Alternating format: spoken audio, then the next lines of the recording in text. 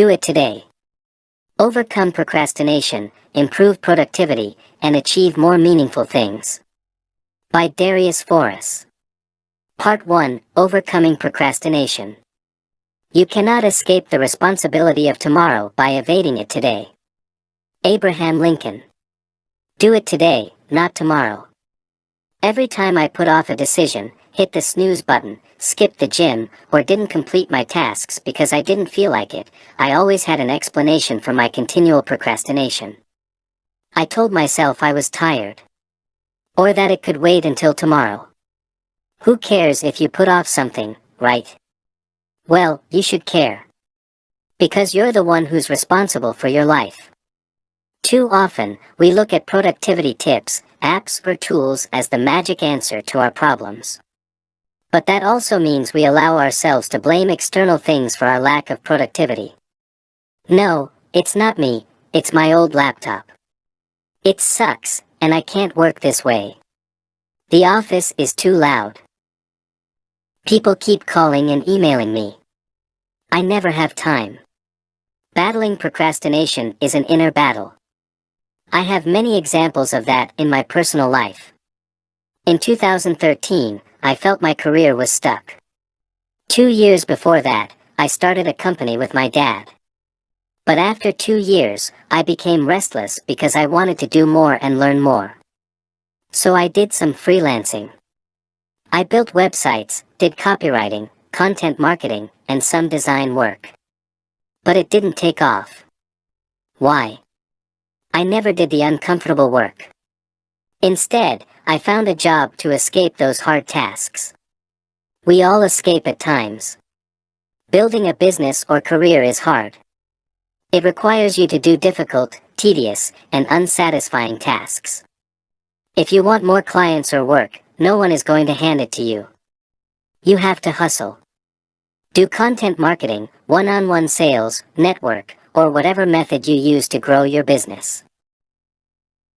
And if you want to climb the corporate ladder, you have to form alliances, be strategic, outperform your targets, and be great at what you do. That's what you should do, right? Most of us already know these things. Or, you will find out about it. There's no such thing as a secret to succeeding at work. However, we prefer to escape work. And that's at the core of procrastination to me. You know what you have to do, but you don't do it. Instead, you open a news site and start reading useless news items. Or you browse your Instagram feed without liking one picture because you hate your life. Maybe you browse Zara, H&M, Net-a-Porter, Mr. Porter, or whatever online shop you like. That was, and to a degree still is, the story of my life. For example, I'm now working on a new book. I know what it's about and I also have a title. But writing is also very difficult work to me. So I look for relief. I answer emails, read articles, go for coffee, do some online shopping, and work on recurring tasks to run my business. It's not that I'm disorganized. It's because I'm battling myself. Stephen Pressfield calls this inner enemy resistance in his classic, The War of Art. And this is what he says about it: resistance is always lying and always full of shit. Do it today, not tomorrow. I always have to keep reminding myself of that. When you procrastinate, you always want to do it tomorrow. I'm still like that. I think that's hardwired into us. The difference between me now and 3 years ago is small but simple. I rely on a system to live a productive, happy, and purposeful life. Back then I had no idea how to get things done. I always gave up quickly, felt stuck, unhappy, and frustrated. But now, I've found a way to overcome my challenges. Here's how I did it. I exercise my mental toughness every day. I used to neglect my brain. I was mentally weak, thought too much, and didn't rely on myself. It wasn't because I lacked skills. It was because I didn't trust in my ability to figure things out. So I started reading about stoicism, pragmatism, and mindfulness, anything that helps you to control your thoughts and improve your mental toughness. I don't want to be a slave to my thoughts. I want the opposite. I exercise my body every day. When I don't exercise, I'm restless, lack focus, energy, and confidence. By exercising my brain and body every day, I'm always war ready. I learned that overcoming procrastination starts before you fight the war. Soldiers don't go to war untrained either, right? Be in great shape, mentally and physically. Always. I have a set of daily habits that help me to be in control of my life.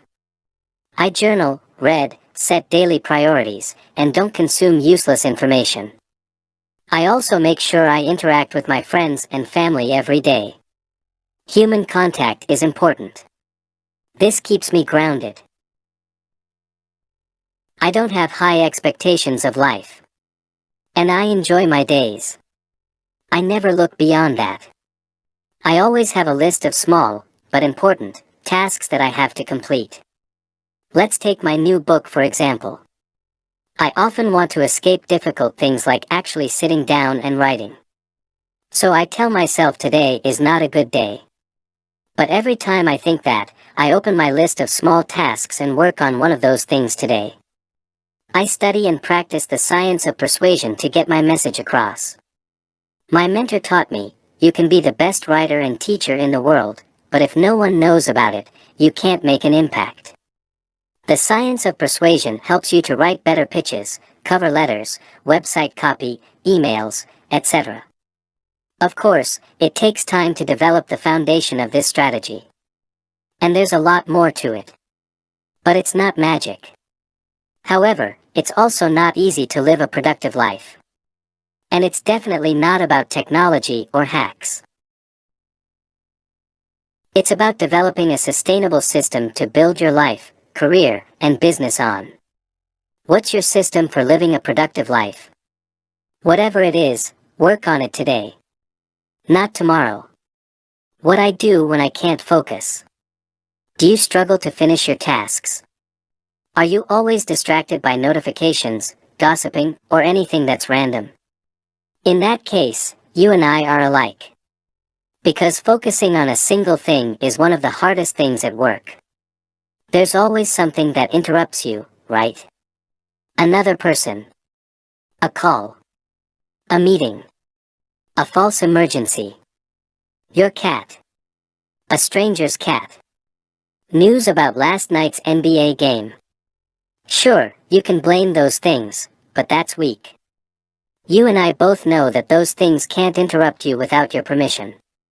That means every time you're not focused, you're giving someone or something permission to enter your mind.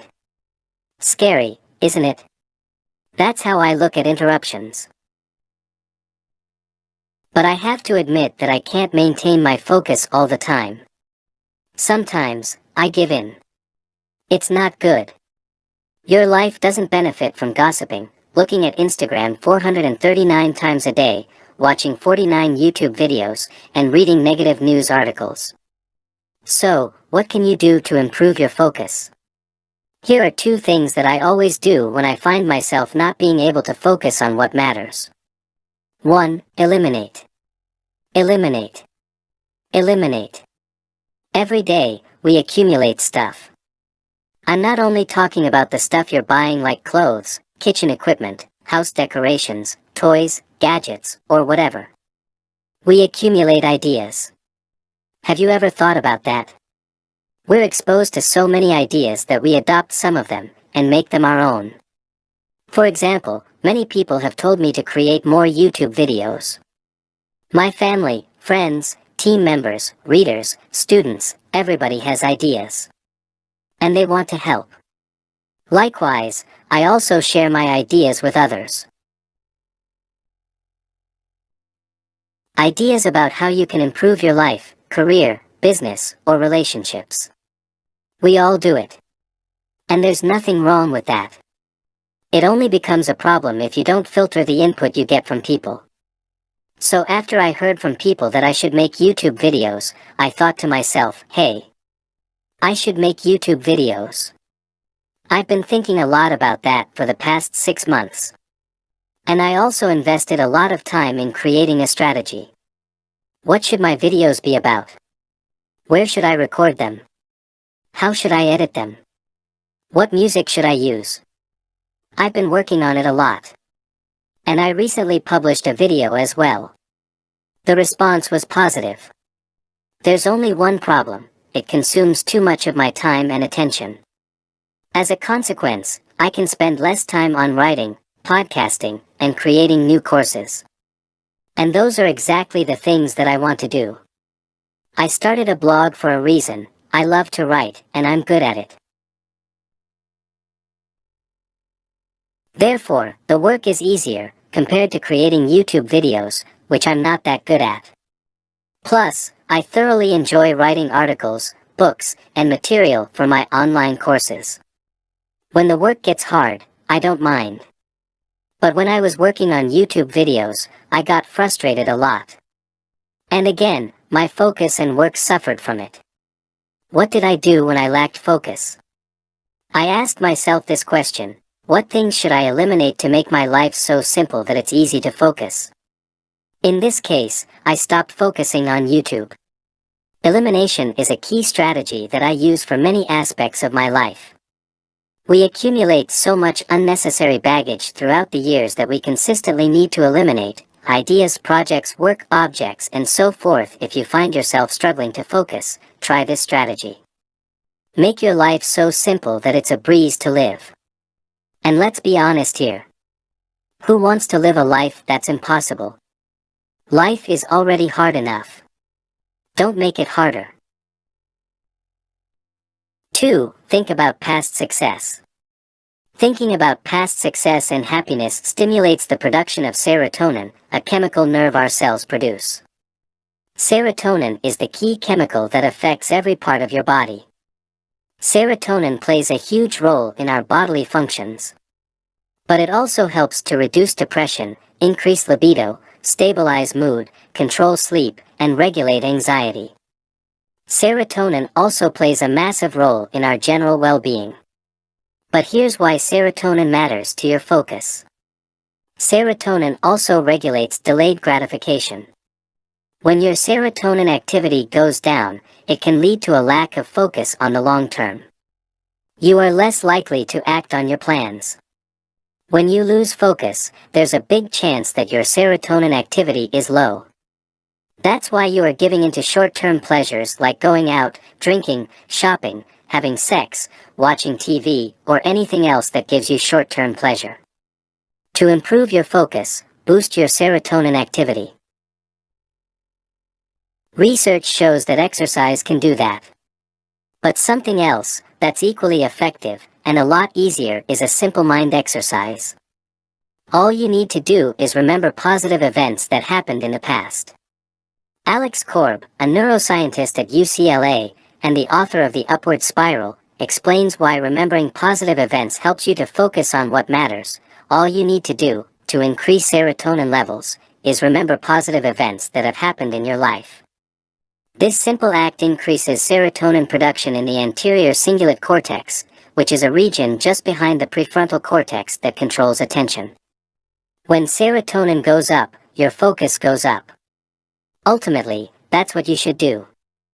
I know that it sounds cheesy, but when something is wrong, you must fix it.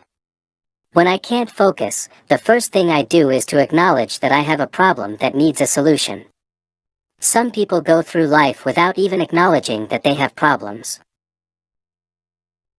No, it's not normal to check your phone every 2 minutes.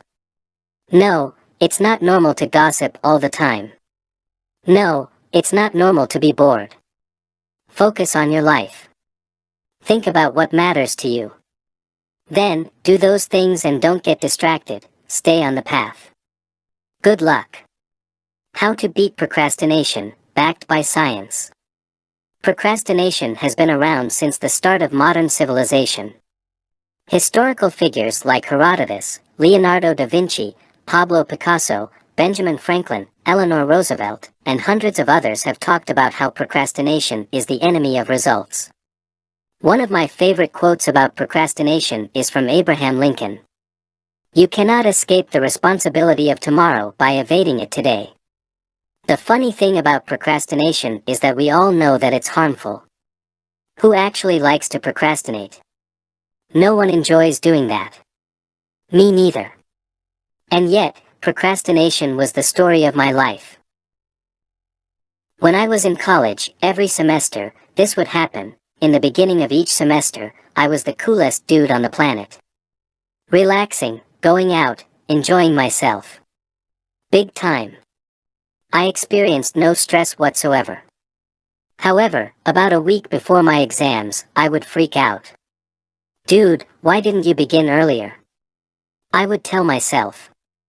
And what would follow is an ugly sight of me, with a bunch of Red Bull cans, locked up in my room, freaking out while I was studying. And research shows exactly that. When you procrastinate, you might feel better on the short term, but you will suffer in the long term. It doesn't really matter why you procrastinate. Some love the pressure of deadlines. Some are afraid to fail, so they put it off until the very last moment. One thing that all procrastinators have in common is that procrastination has a price. This highly cited study, published in the American Psychological Society Journal, by Diane Tice and Roy Baumeister, discusses the cost of procrastination. It is related to depression, irrational beliefs, low self-esteem, anxiety, stress. Procrastination is not innocent behavior. It's a sign of poor self-regulation. Researchers even compare procrastination to alcohol and drug abuse. It's serious. And I've experienced that for many years. The years after I got out of college were also a struggle in terms of starting and finishing work. Procrastination is a habit that just sneaks into your system. It's not something you can shake easily.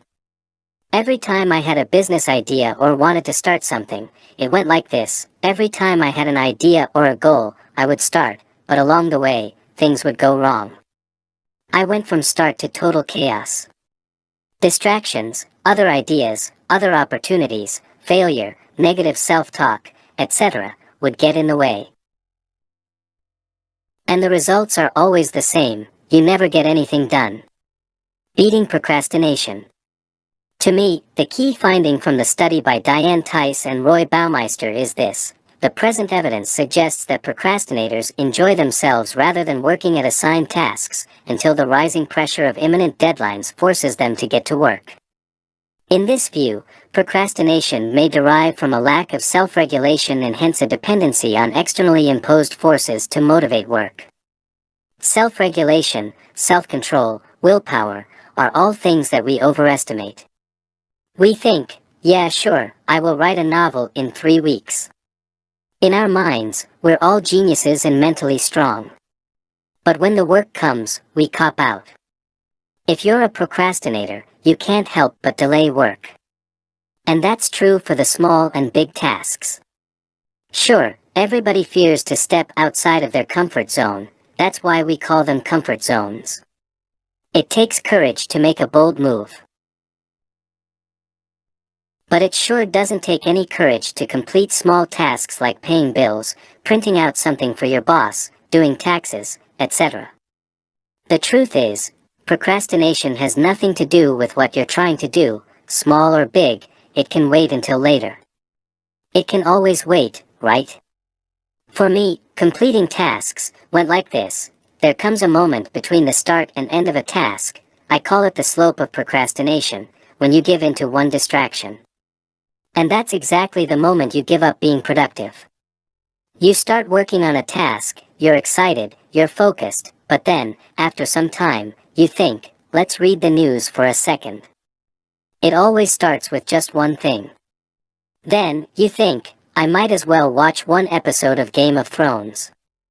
Then, a video on YouTube, and then another one.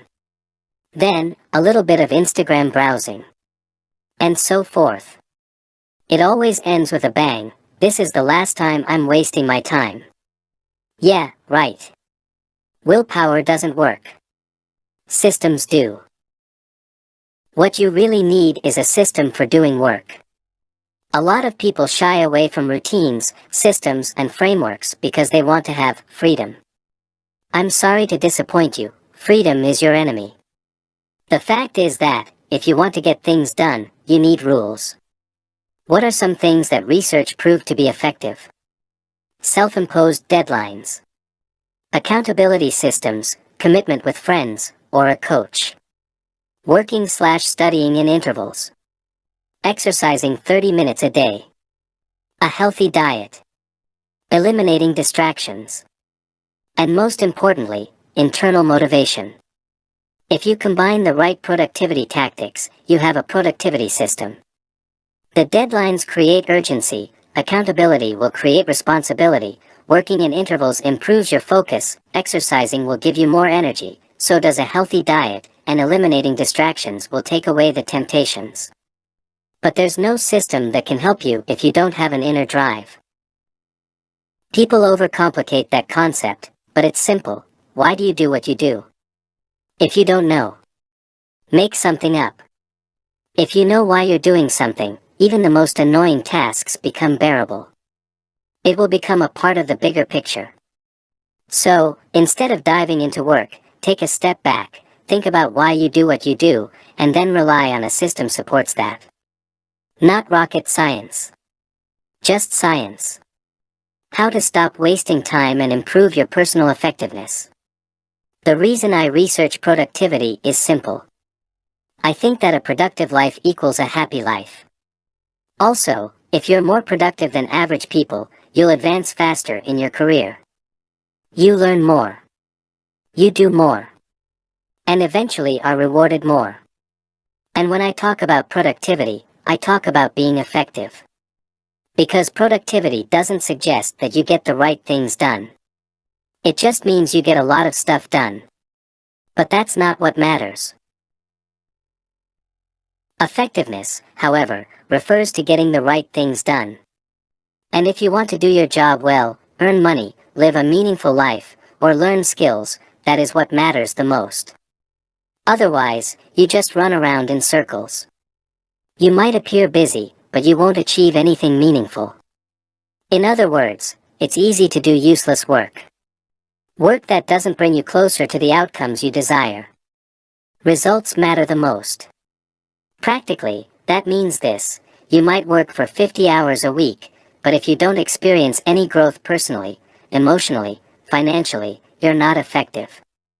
People often ask me, where do I begin? To answer that question, I want to share one exercise that I teach in my productivity course, Procrastinate Zero. It's an exercise that I picked up from Peter Drucker's The Effective Executive. To me, Drucker is the first and best thinker when it comes to effectiveness for knowledge workers.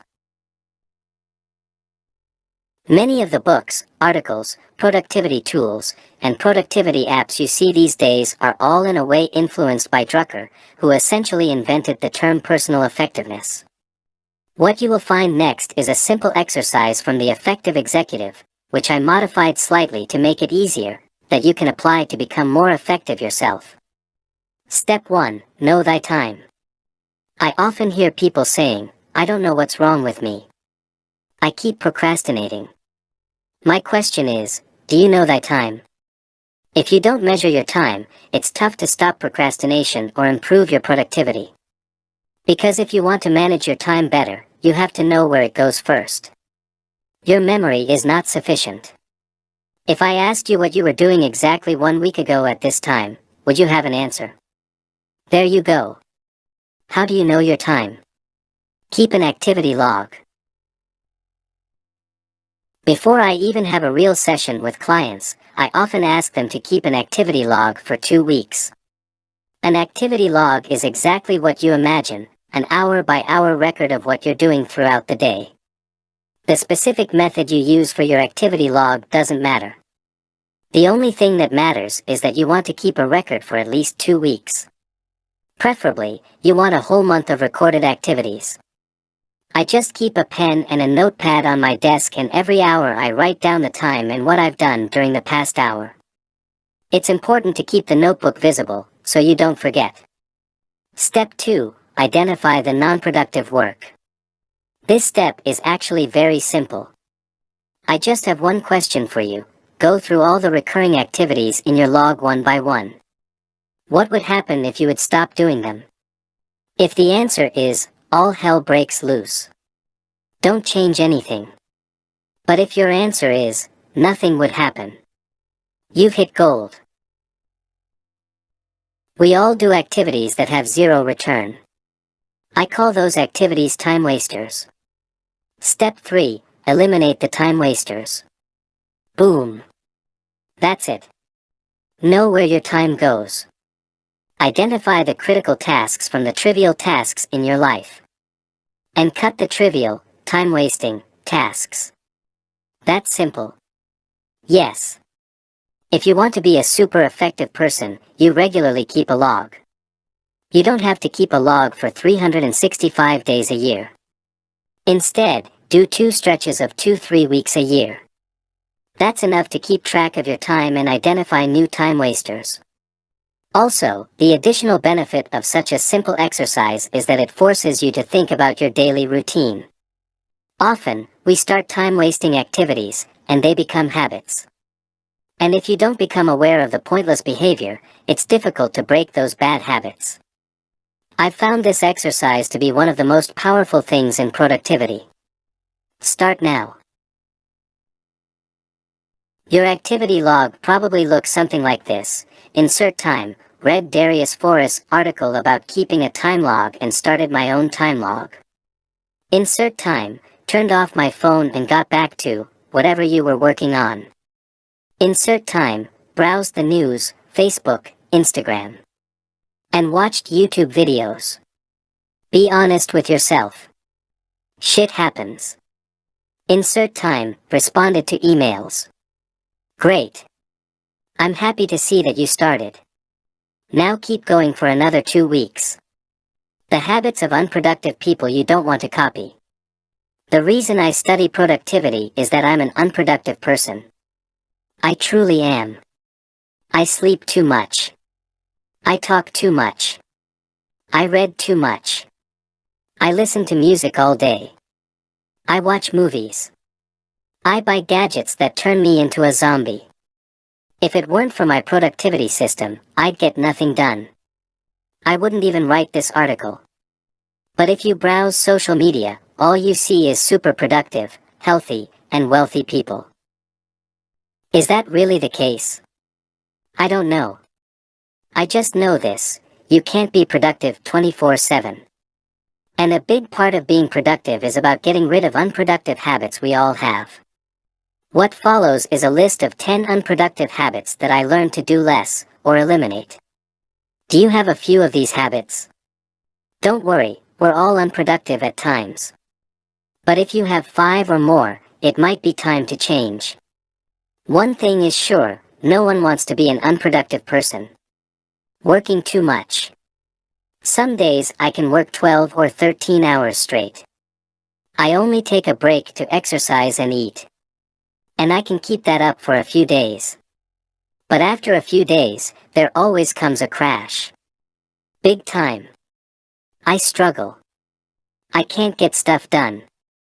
I don't even want to get stuff done. It's not good. So I learned to be more calculated with how much I work. Hemingway tried to stop at the height of his day. That's also my new goal. But that's hard because we always want things fast, fast, quick, quick, now, now. Just know yourself, your work, and your deadlines. Don't have a deadline. Take it easy because you need that juice for stressful times. And most importantly, have patience. Worrying too much. What if I go broke? What if I lose my job? What if she doesn't love me? What if I get cancer? What if this plane crashes? What if I lose my sight? What if I... You got your head so far in the sand like an ostrich that you can't see how self-absorbed that way of thinking is. It's always about me, me, me. I know all about it. The above examples are all from my personal life. I used to be the king of the what if game. But here's the thing, you're not going to die right this second. Get over yourself. Stop worrying. And do something useful. I know, it's not that simple, but still, you can learn how to stop worrying. Being stubborn. We deal with people all the time. Do you ever think, why should I listen to this guy? Or, what does she know? I don't know. Maybe more than you do. We just don't know until we listen to others. But if you always think you're the best in the world, you never give people a chance. I think everyone is stubborn. Some are extreme, and some are just a little stubborn. I must say, stubbornness is also a good trait. It's good to be deaf to critics and not about care what people think. But being stubborn in relationships is plain frustrating. That kind of stubbornness is not good.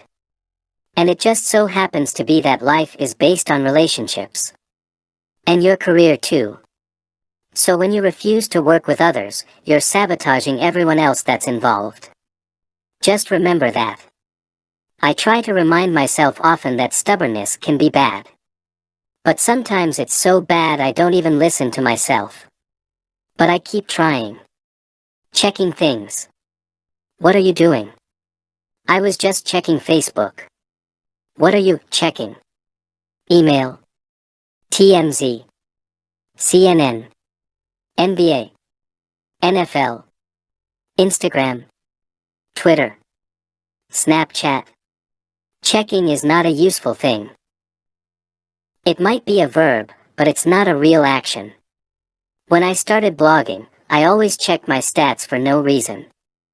Then I thought, what's the outcome of checking? Nothing.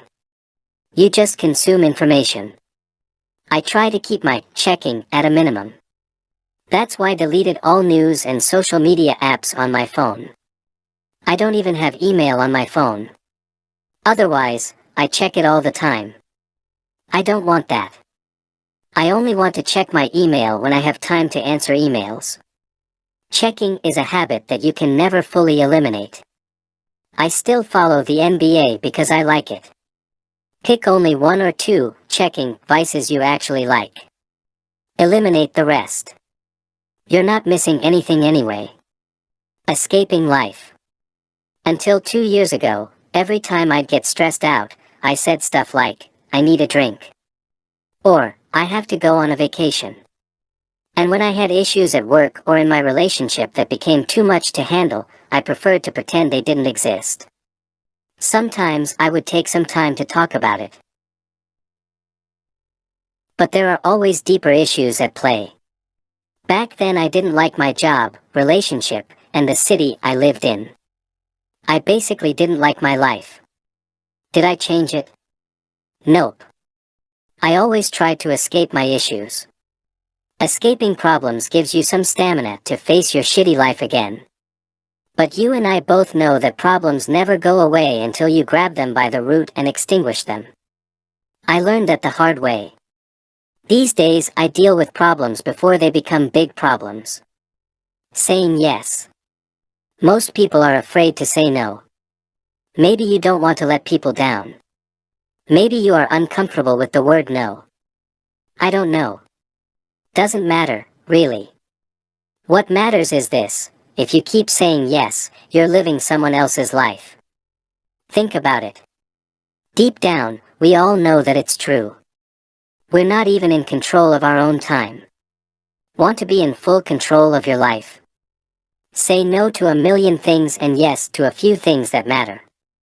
Not writing things down. Yeah, you have the memory of an elephant. Or you're so smart that you remember everything, right? Wrong.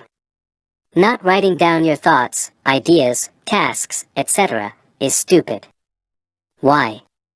Because you're wasting a lot of brain power when you rely on your memory. When you write everything down, you can use your brain power for other things. Like solving problems.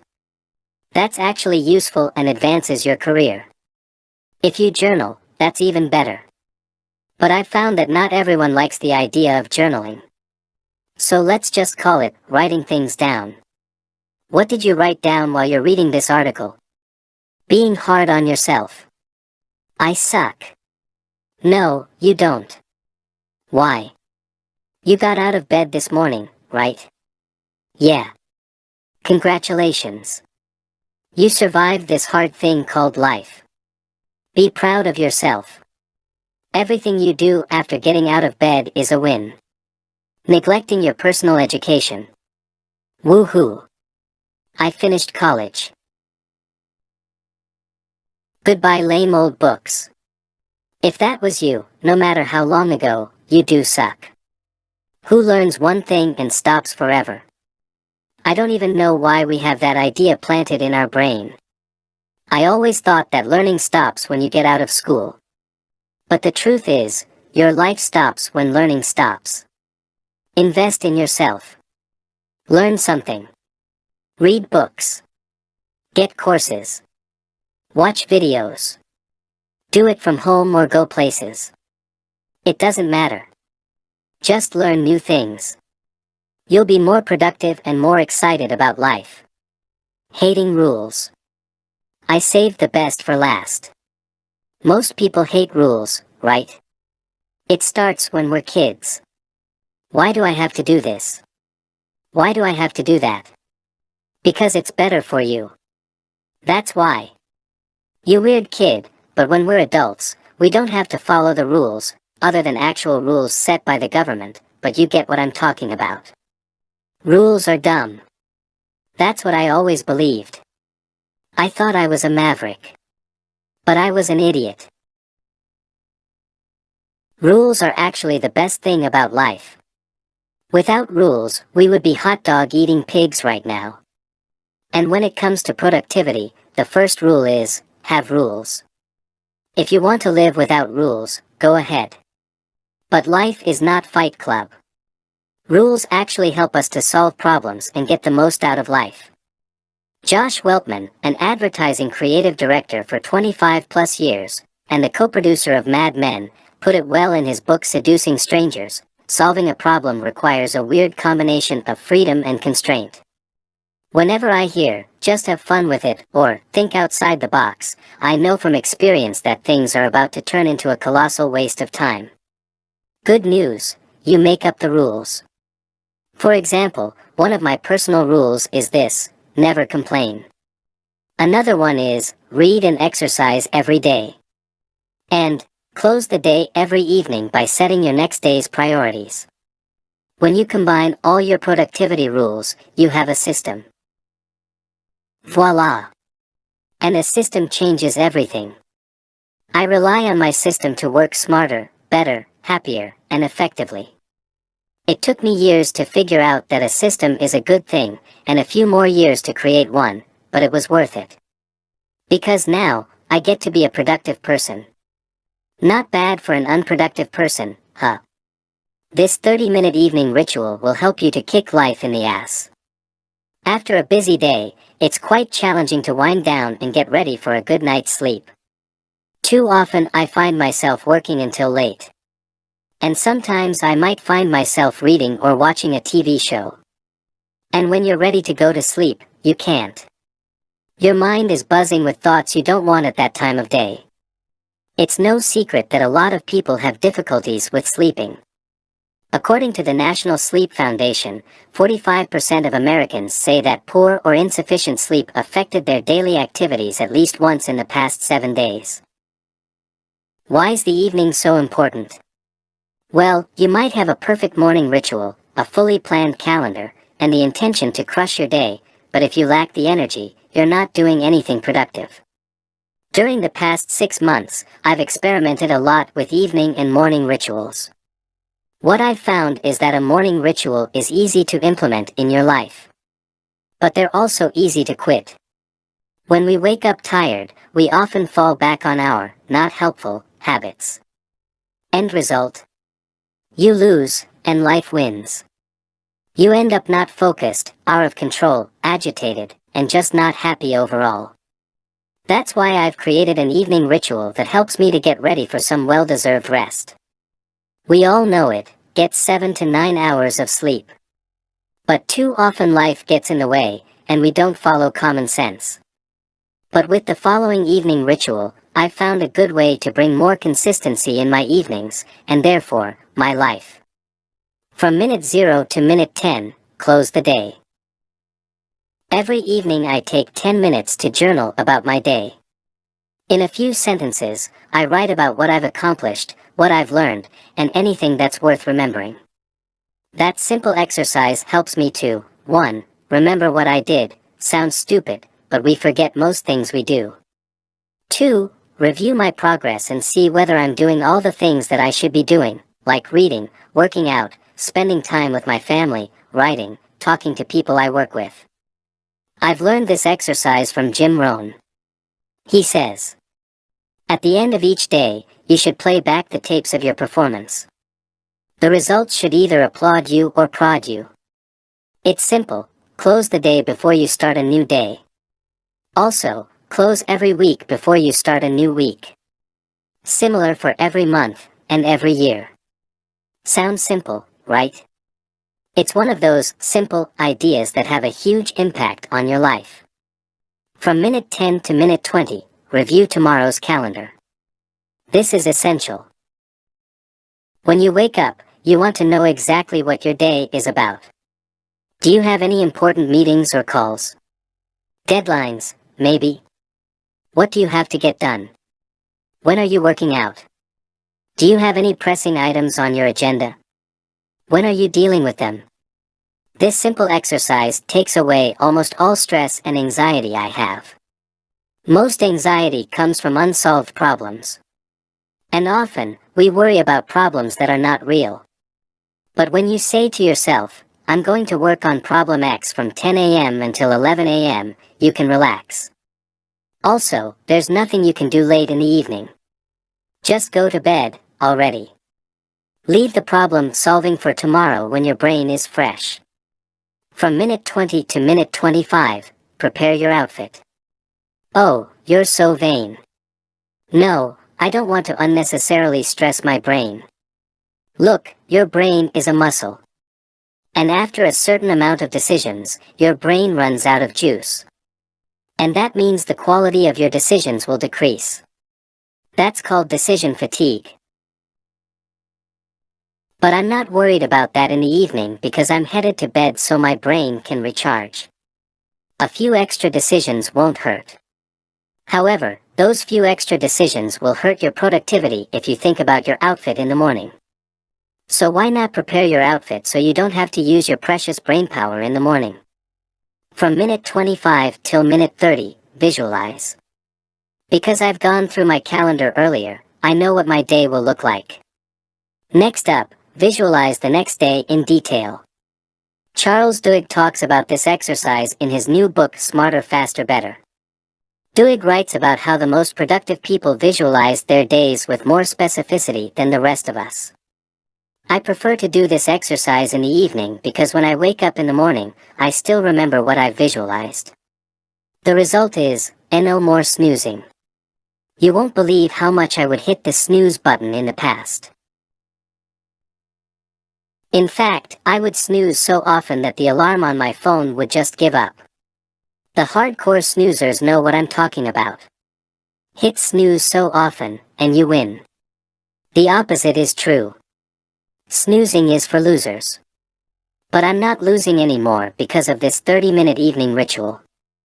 As a result, I go to sleep without stress, and I wake up with focus. I exactly know what I have to do to turn the day into a success. And that's what I want to achieve with this ritual. 30 minutes of your evening sounds like a pretty good ROI if you want to improve your life. So give it a try tonight and find out for yourself. But don't be surprised if you wake up tomorrow morning ready to kick life in the ass. Why disconnecting from the internet improves your focus. Modern life is pretty good.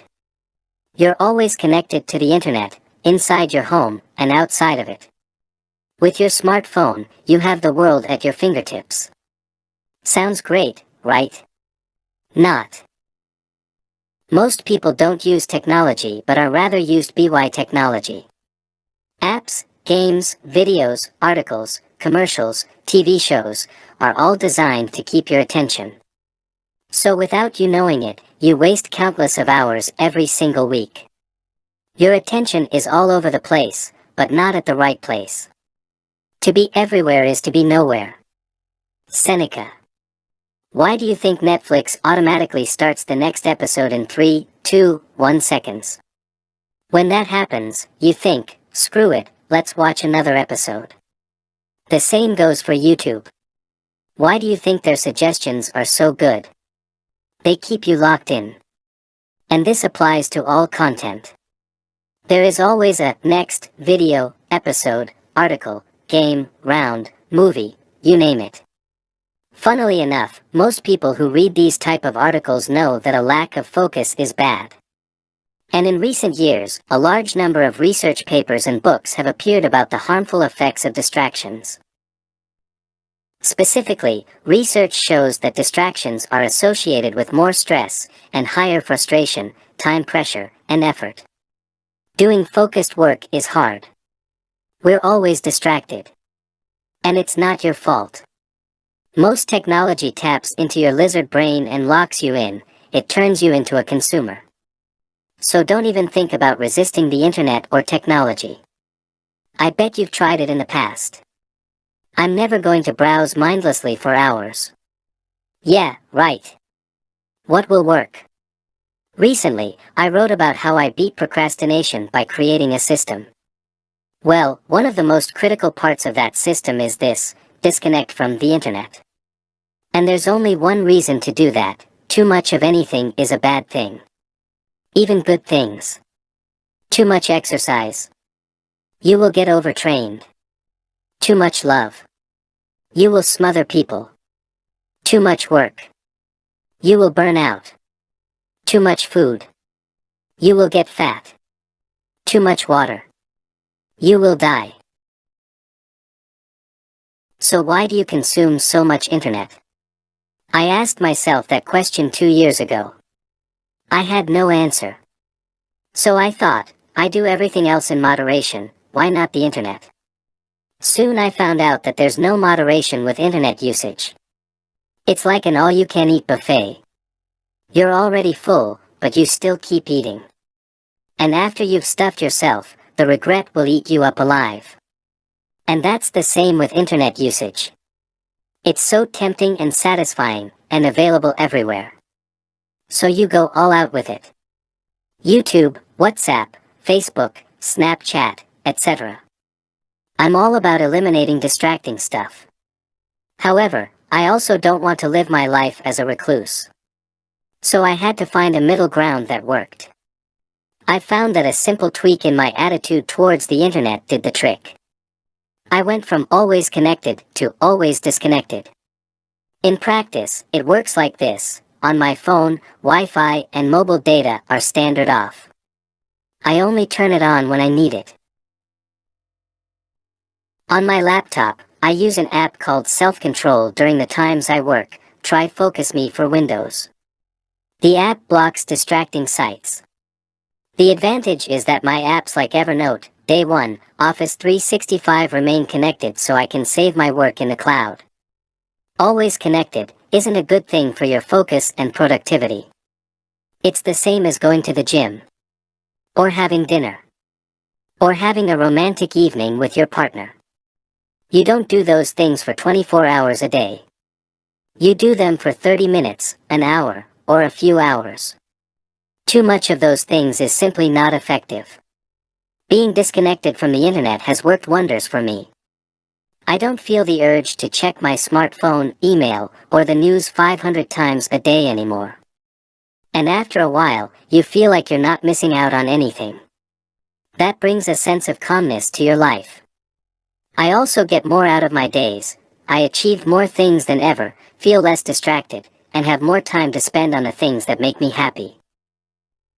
At the end of the day, the internet is just a tool.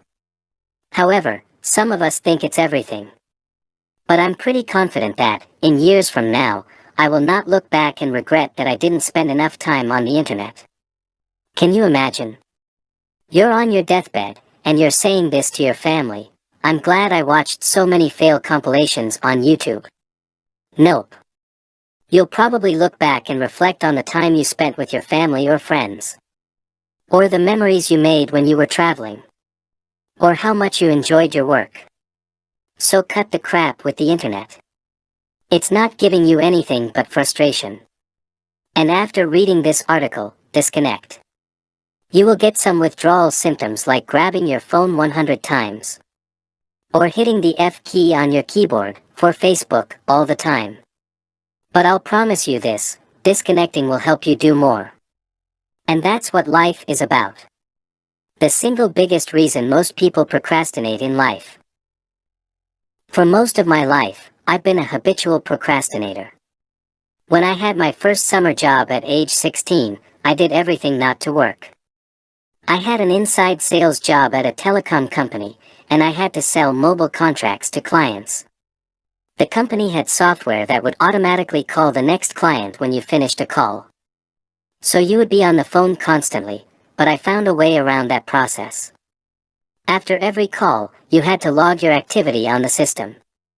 Things like, client is interested, but has to discuss it with her grandson.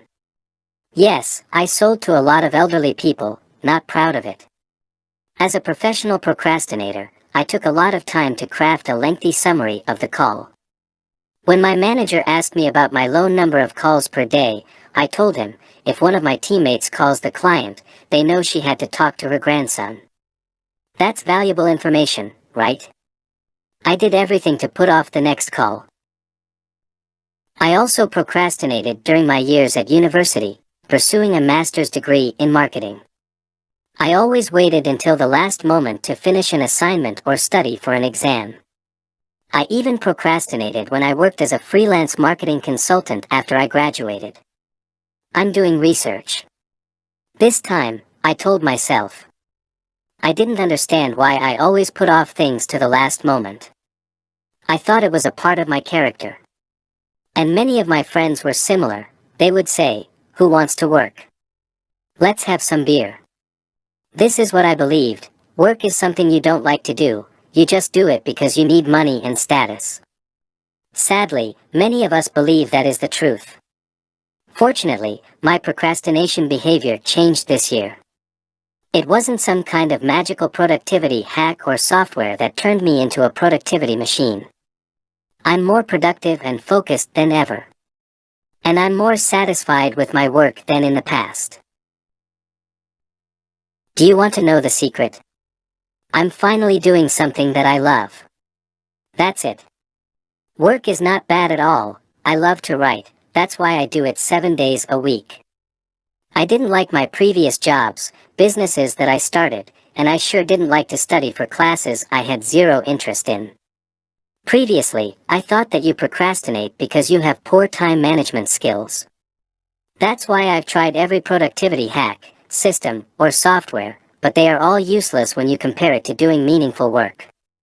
Do you want to get stuff done? Do stuff that matters. Productivity hacks get a lot of attention. And very often, people present with time management tips as a solution. In a way, time management reminds me of speed reading. Many of us want to speed read to finish more books in less time. But why? I enjoy reading. I don't want to spend less, but more time on reading. It seems like we want to skip the actual work and only focus on the outcome. It's like Ryan Holiday, author of The Obstacle is the Way, says in his article about speed reading. If you find yourself wanting to speed up the reading process on a particular book, you may want to ask yourself, is this book any good? Life is too short to read books you don't enjoy reading. I think you can apply Ryan's quote to your life and career as well. Life is too short to do work you don't enjoy.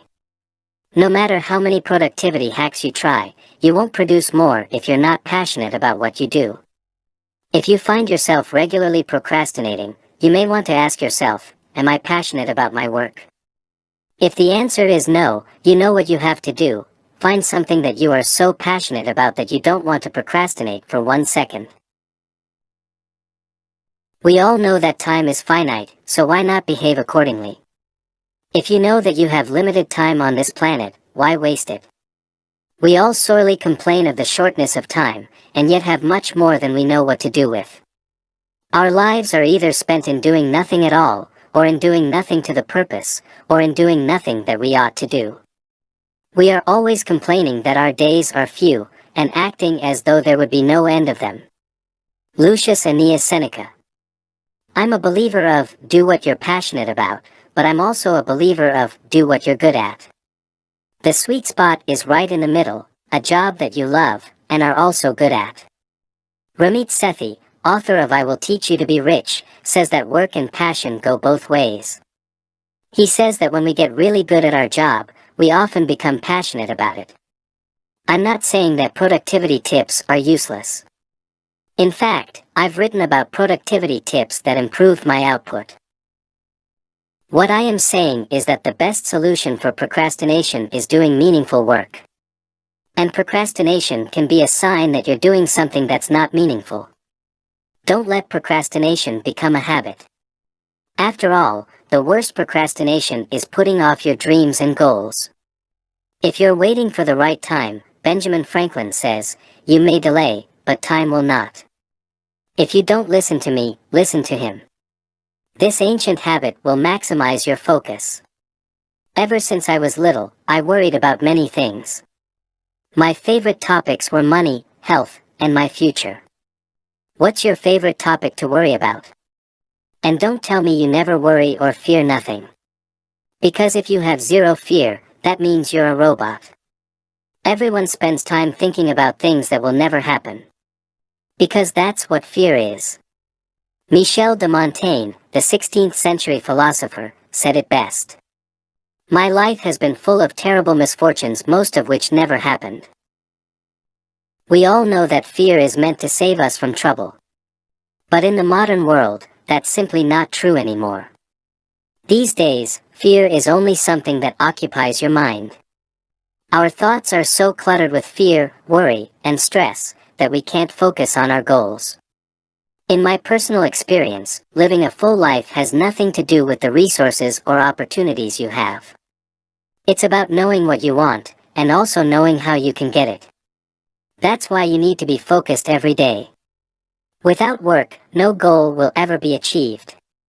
That's why I want to share one ancient habit that stood the test of time. This habit has proved itself over and over again. The power of having a mantra. I'm not a spiritual person. I believe in coincidence and luck. I also don't believe in some kind of spiritual energy that we can't see. I'm a pretty skeptical person. But I'm also a pragmatist. I believe in what works. That's why I never challenge religion or spirituality, because it works for millions of people. In fact, I study religion, cultures, and different beliefs that people have. And one thing that I've learned from religion is how useful a mantra is. Most of us have heard about it, but few of us have one or, let alone, actively practice it. What is a mantra, anyway? A good definition I found online is this: a mantra is a sacred utterance, a numinous sound, a syllable, word or phonemes, or group of words in Sanskrit believed by practitioners to have psychological and spiritual powers. Mantras exist, in some shape or form, for centuries. You can find them in Hinduism, Buddhism, Taoism, and Christianity. I've learned that people from all over the world use a mantra to overcome fear and improve their focus. It doesn't matter who came up with it first.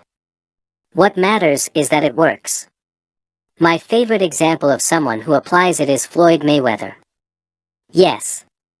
The boxer.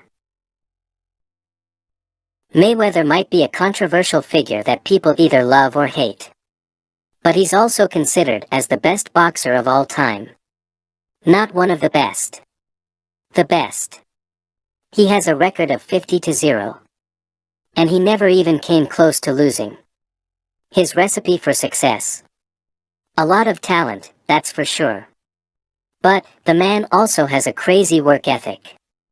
And he's been training ever since he was a baby. I've been following him for years. I don't care about his cars or money. I watch his training videos to see whether I can learn something that I can apply to my own life. A person with those kinds of results must do things right. You can't deny that. A few years ago, I noticed something that seemed like a promotion technique at first. Mayweather often repeated the same phrase. Hard work. Dedication. It sounds like a lame company slogan. He says that while he works on the heavy bag, speedball, pads, and even while he's running. Constantly, he repeats the same words. Sometimes in a different order. And it wasn't until I learned about Mayweather's mantra that I started using my own. I always thought it was something that yoga hipsters use to become Zen. Do you see me sitting on the floor with crossed legs and saying, HMMN, HMMN, HMMN? Let's go. That's my mantra. I've trained myself to say it every morning when I wake up. It really energizes me.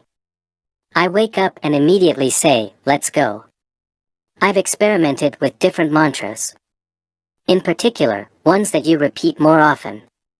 But I've found that it's not my thing. I'm a pretty direct and no BS person. I prefer something short and powerful. Not only do I say it when I wake up, I also say it before I start working. Or, when I want to start my workout. Let's go. Give it a try. It works really well for me because it changes my state of mind to action. Especially when I feel afraid or powerless in life, I try to force a change in state. You know that platitude, the only way out is through? I believe that's true. And if you want to get through things, you need action. After you start using your mantra, you get into a worry-free zone. This is one of the most effective things I've found in all of personal growth. I highly recommend a mantra for everyone. All you need to do is pick a slogan that helps you to get focused, and that changes your state. Give it a try now. But I don't believe it. Pessimists say, just saying 3 words won't help you with real problems. To those people I say, what will help? Drowning in your own misery. Being paralyzed. Never taking action. Complaining. Feeling bitter about life. Never. We all know that life's too short to spend worrying about things that will never happen. And if something bad does happen to you, do something about it. How to focus better, manage your attention, not your time. How many minutes of undisturbed work do you get done on an average day? 10, 20, maybe 50 minutes. If you think that sounds low, just examine your life. Most of us can't go undisturbed for more than 10 minutes. We're all so connected that it becomes impossible to find time to focus on yourself and your work. Some of us get hundreds of notifications and messages per day. You find yourself answering a WhatsApp message here, an email there, talk to a friend, and then talk to a colleague on Slack. Most people's days consist of answering to notifications in a way you're held captive by others. So no wonder that many of us ask, how do I focus better? When new subscribers join my newsletter, I always ask them about their challenges. And the majority who answers mentions something that's related to focus. In fact, when I did a survey on my newsletter last year, 28% said that their biggest challenge is related to focus and time management. Here are just 2 examples of what readers mentioned to me. My number 1 challenge in life and career is trying to stay focused on my tasks. My mind always starts drifting to trivial things when I'm at work. My biggest challenge is, how can we define what to really focus on? These questions have been on my mind in the past too. And you know what I found? Distractions are not some 21st century first world problems. Distractions have always been a part of life. It has nothing to do with your smartphone or YouTube, online shopping, Instagram, or any other thing you want to blame for your lack of focus. It's human nature. We love to be busy. Socrates, one of the founders of Western philosophy, warned us 2,400 years ago. Beware the barrenness of a busy life. Busyness is not a good thing. Because busyness and distractions go hand in hand. Want no distractions? Move to the woods, but that's not how life works. Plus, modern-day life is too good. Seneca, one of the most famous Stoic philosophers, said this in Letters from a Stoic. There is never a time when new distraction will not show up. There are always distractions. So you better train yourself to manage your attention. Not your time. Because that's the biggest mistake people make. We falsely believe that we can manage time. But time can't be managed. The only thing you control is your attention. And remember, focus determines the quality of your life. No focus means no control of your attention. And no control means frustration. We all know what frustration leads to.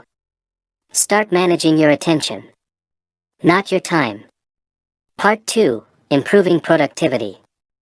It's like a lot of things, said the smith. Do the least part of it wrong and ye'd just as well to do it all wrong. Cormac McCarthy. Smartphones harm your productivity more than you think. Believe me, that thing you're using to read this article is not your friend. And even if you're reading this on your laptop or PC, there's one thing I want to ask you. How important is your device to you? I was shocked when I read a weird statistic a while back. An experiment, which was conducted by the universities of Würzburg and Nottingham-Trent, revealed that 37.4% of the participants rated their phone as more or equally important in relation to their close friends. Weirdos. Seriously, what's wrong with people? 29.4% of those weirdos even said their smartphone was equally important, or more important, to them than their parents. Or is there something wrong with me? Am I just an old-school person who likes to read books all day and only has a few close friends and family members that he actually values? Look, I'm not joking around. Smartphones are dangerous. Not because they may cause stress, anxiety, and even depression, but because they change your behavior. It seems like we can't focus on one thing for more than 5 seconds. Why? Well, we can't because our smartphone is constantly going off. Not because people are calling you. It seems like people are afraid of calling these days, but that's another topic, but because you're constantly getting notifications about things that don't matter. Change your smartphone behavior. The same study I mentioned above also found something else. Researchers asked participants to perform a concentration test under 4 different circumstances, with their smartphone in their pocket, at their desk, locked in a drawer and removed from the room completely. The results are significant. Test results were lowest when the smartphone was on the desk, but with every additional layer of distance between participants and their smartphones, test performance increased. Overall, test results were 26% higher when phones were removed from the room. Sure, it's just a study. And you don't have to believe everything you read. But this is something I can personally attest. For the past 2 years, I've significantly changed my smartphone behavior. Namely, I have turned off all my notifications except messages and calls. I've removed myself from all WhatsApp groups except for one with my closest friends. I've removed all news apps. If something important happens, you'll hear it from the people around you.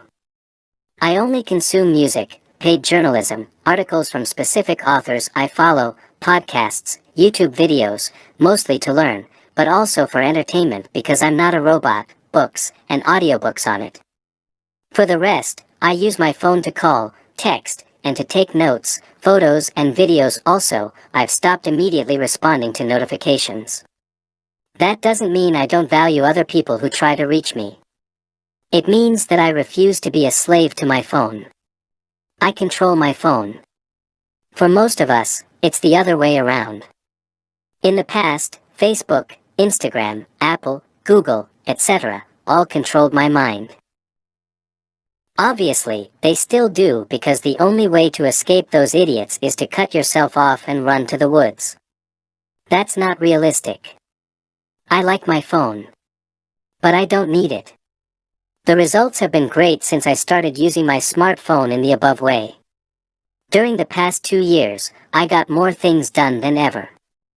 And I still have time to work out daily, hang out with my friends, have dinner with my family, and spend time with my lady friend. You and I both have the same 24 hours at our disposal. The difference maker is how you spend those 1,440 minutes each day. To be honest, I think I still have much to improve about my effectiveness. No one reaches peak productivity. Nor is it important to be the most productive person in the world. How you want to spend your time is your business. But please don't tell me you don't want to be 26% more productive by just changing one unimportant thing in your life, your smartphone behavior. And if you wonder why not more people telling you to get rid of that thing, realize that they are trying to get to your wallet.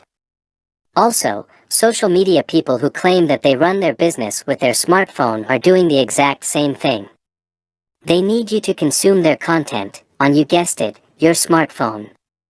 Apple will also never tell us, don't mind buying the new iPhone because it's going to destroy your productivity. Of course not, they try to tell you the opposite. And without a doubt, smartphones also improve productivity. You probably found my articles on your phone. That's awesome. And I also read a lot of articles and books on my phone. But you and I use the device to learn something, which is always a good thing. People who make phones and apps are smarter than us. Their only goal is to get you hooked. I think it's good to realize that. That's why I often try to remind myself not to depend on smartphones too much because my attention matters more than productivity. It's time to reclaim your attention. And thereby, reclaim your life. It's worth it. How perfectionism is destroying your productivity. Do you always worry that you didn't do a good job? Do you always question your work and your actions? Are you afraid of admitting your mistakes? Does rejection make you feel like shit? If so, you're in great danger. I'm not a perfectionist myself. At least, that's what I try to tell myself. I bet that you try to tell yourself that as well. In fact, the people who don't admit it are the worst. But here's the thing. If you're a perfectionist, you're just a procrastinator with a mask. It's no different from someone who's lazy and does nothing at all. Don't believe me? Let's take a look. A perfectionist always waits for the right moment. Never makes mistakes. Always needs more time. But at the end of the day, life and work are about outcomes. Results matter. And if you're a perfectionist, you might get the outcome someday. But the question is, when?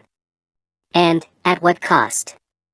Research specifically shows that perfectionism is closely related to depression and low self-esteem. Perfectionists are their own devils. Jack Kirby. Is the price of perfectionism really worth it? I've found that perfectionism is just another form of procrastination. When you constantly worry about making mistakes, doubt creeps in your mind. And that causes indecision. There are two types of perfectionists. One, the one that never starts. You want to achieve something, but you immediately start doubting yourself. You think, I don't think I can do it. So you never start. Two, the one that starts but has too high standards. You set a goal. You work hard, maybe too hard. But you've set your goals so high that you're always failing yourself. Both scenarios can cause the following: anxiety, worry, depression, and type A behavior. These are things that we rather avoid. Joachim Stober and Jutta German, who studied worry, procrastination, and perfectionism, write, the combination of concern over mistakes and procrastination may be a crucial factor in the maintenance of worry. On the one hand, it may prolong existing threats because no steps are taken to cope. On the other hand, it may increase existing threats or even produce additional threats because initially solvable problems will pile up, thus creating an overload of problems that may finally be insoluble. And that feeling of being helpless is the biggest pitfall for us. Because what do we do when we feel helpless? Exactly, we give up. Just look at the studies about learned helplessness. However, perfectionism is not always bad. In fact, some studies suggest perfectionism is related to greater achievement. But that's not the question here. Of course, when you set higher goals and if you have higher standards, you achieve more. Without a doubt, perfectionistic tendencies can be a good thing. But as we all know, achieving goals is not the only thing in life. It's more about how we reach our goals and aspirations. How can we beat the nasty side of procrastination and perfectionism? So we've talked about how procrastination and perfectionism are related, and why it can be bad. But what's the solution? I found an interesting study by Gordon L. Flett and his colleagues. They talk about the role of learned resourcefulness to perfectionism. They suggest that learned resourcefulness can play a mediator role. So I started looking into learned resourcefulness.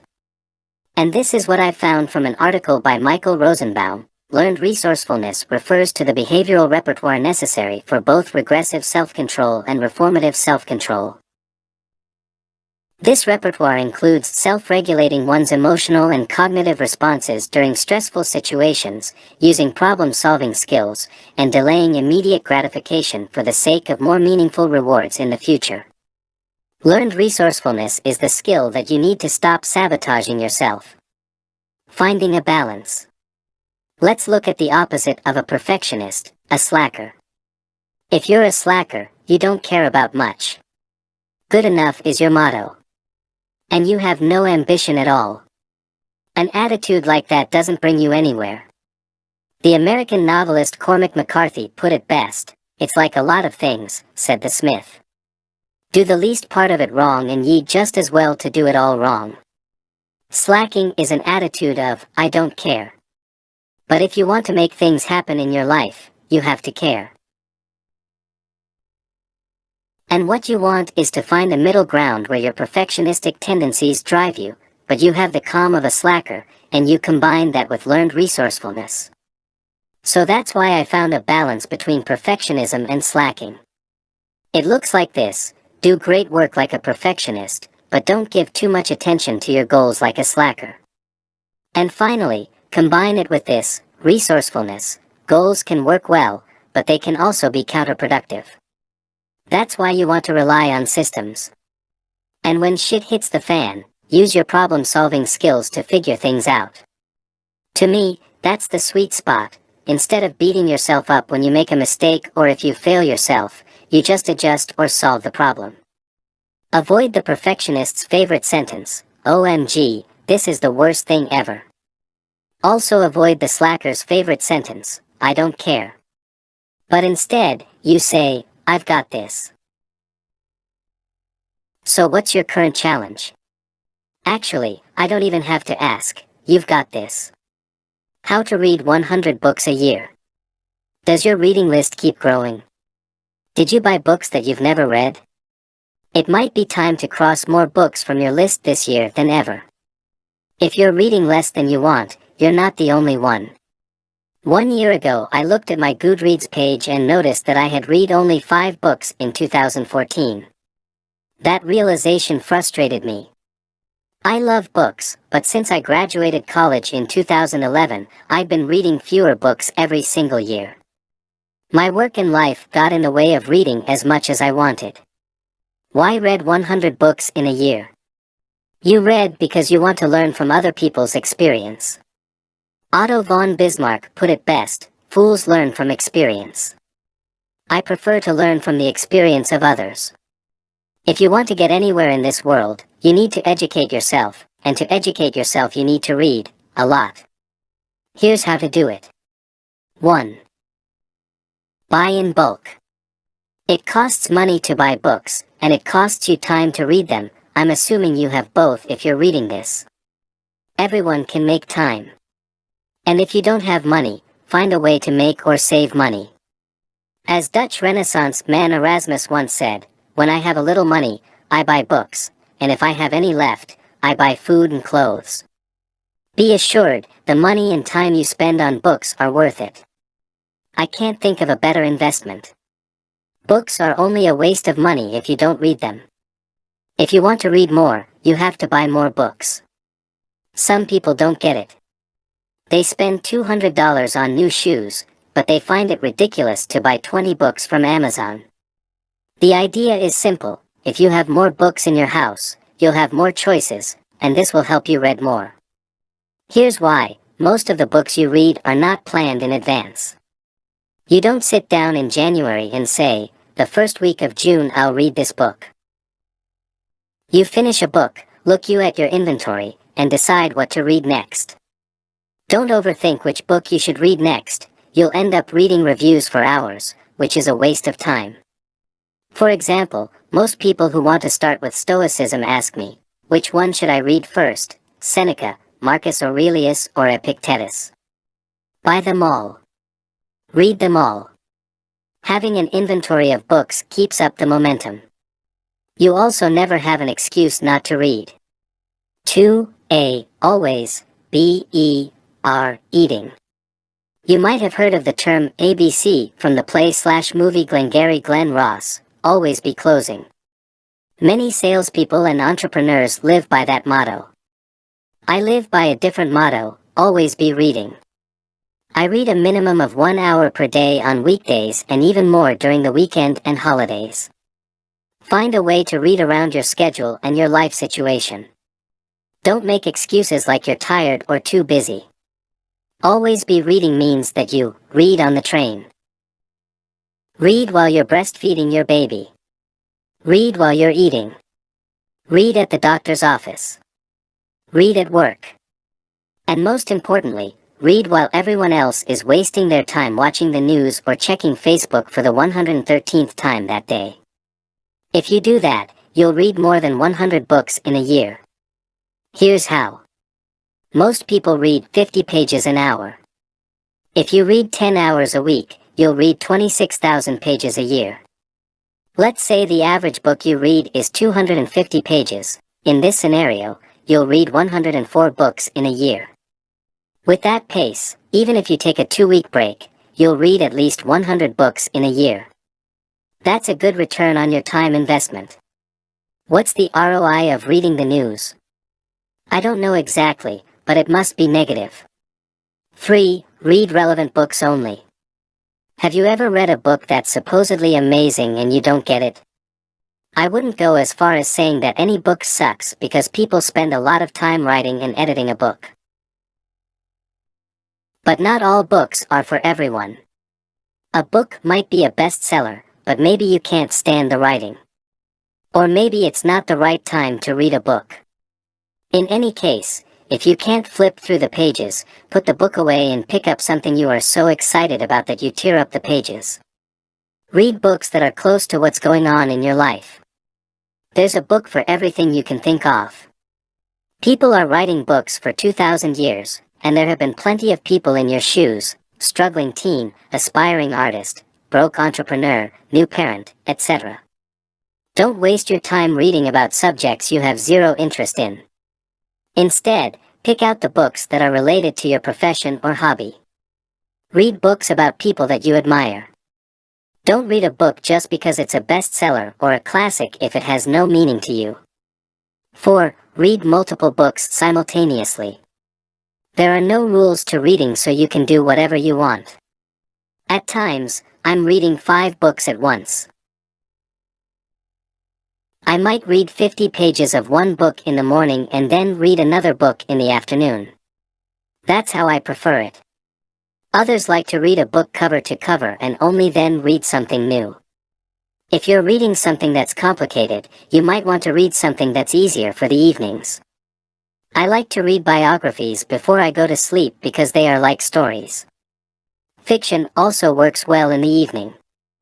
I don't want to read a book about investing in bed with a highlighter and a pen. If I do that, I will be awake until 3 a.m. because my mind is buzzing with the new things I'm learning. 5. Retain the knowledge. Knowledge is only good if you use it.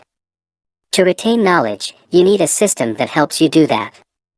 This is how I do it. When you read a book, use a pen to make notes in the margins and highlight important text. If you're reading digitally, be aware of over-highlighting. Just because it's so easy, you shouldn't highlight everything you find slightly interesting. Keep the highlighting for aha things only. If you read something you want to definitely remember, fold the top or bottom corner of the page. For digital readers, take a picture and store it in a note-taking app you prefer. When you finish the book, go back to the pages with the folds and skim your notes. Write down, use your note-taking software or physical notebook, in your own words what the book is about and what advice the author is giving. Copy the quotes that stand out the most to you. The point is not to copy the book but to help you process the information so you can use it later. Read as much as you possibly can, but never forget to apply what you've learned because that is what counts the most.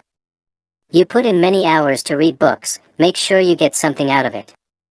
Take a vacation, it boosts your productivity and reduces stress. You recharge your phone when it runs out of juice. You refill your gas tank when you're running on empty. But sometimes, you forget to do the same for your most precious possession, your body, and the brain that's inside of it. Whether you love what you do, are in between jobs, or have a job you hate, you're working. Living is also a job. A pretty tough one, actually. Just the act of getting up in the morning can be a daunting task. And I'm not even talking about all the responsibilities we have. So, why do you make your life even more challenging by not taking a vacation to recharge? I'm not talking about your weekends that are packed with activities, or holidays where you work more than relax.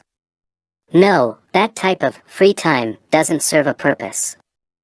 I'm talking about resting with a very specific reason, to recharge your battery so you can keep working hard. To me, life is about working hard. Voltaire said it best. The further I advance in age, the more I find work necessary. It becomes in the long run the greatest of pleasures, and takes the place of the illusions of life. Rest reduces stress.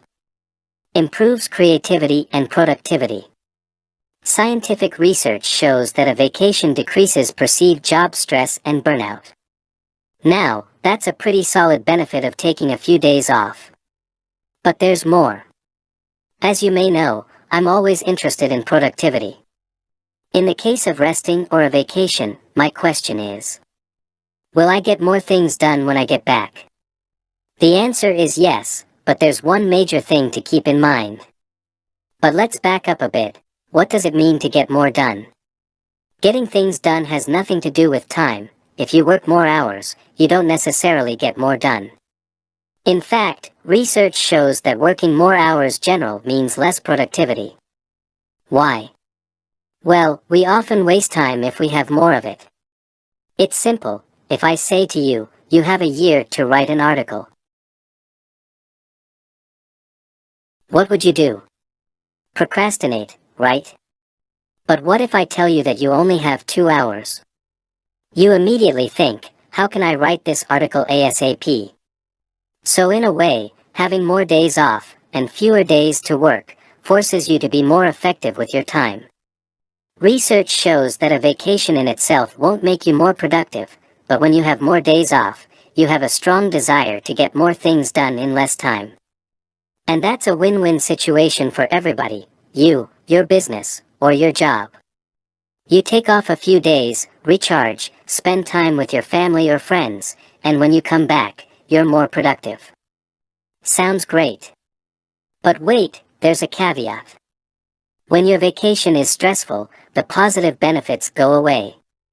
Have you ever watched National Lampoon's Vacation with Chevy Chase? That's how my family holidays were. Not good. So keep the stress at a minimum on your holiday.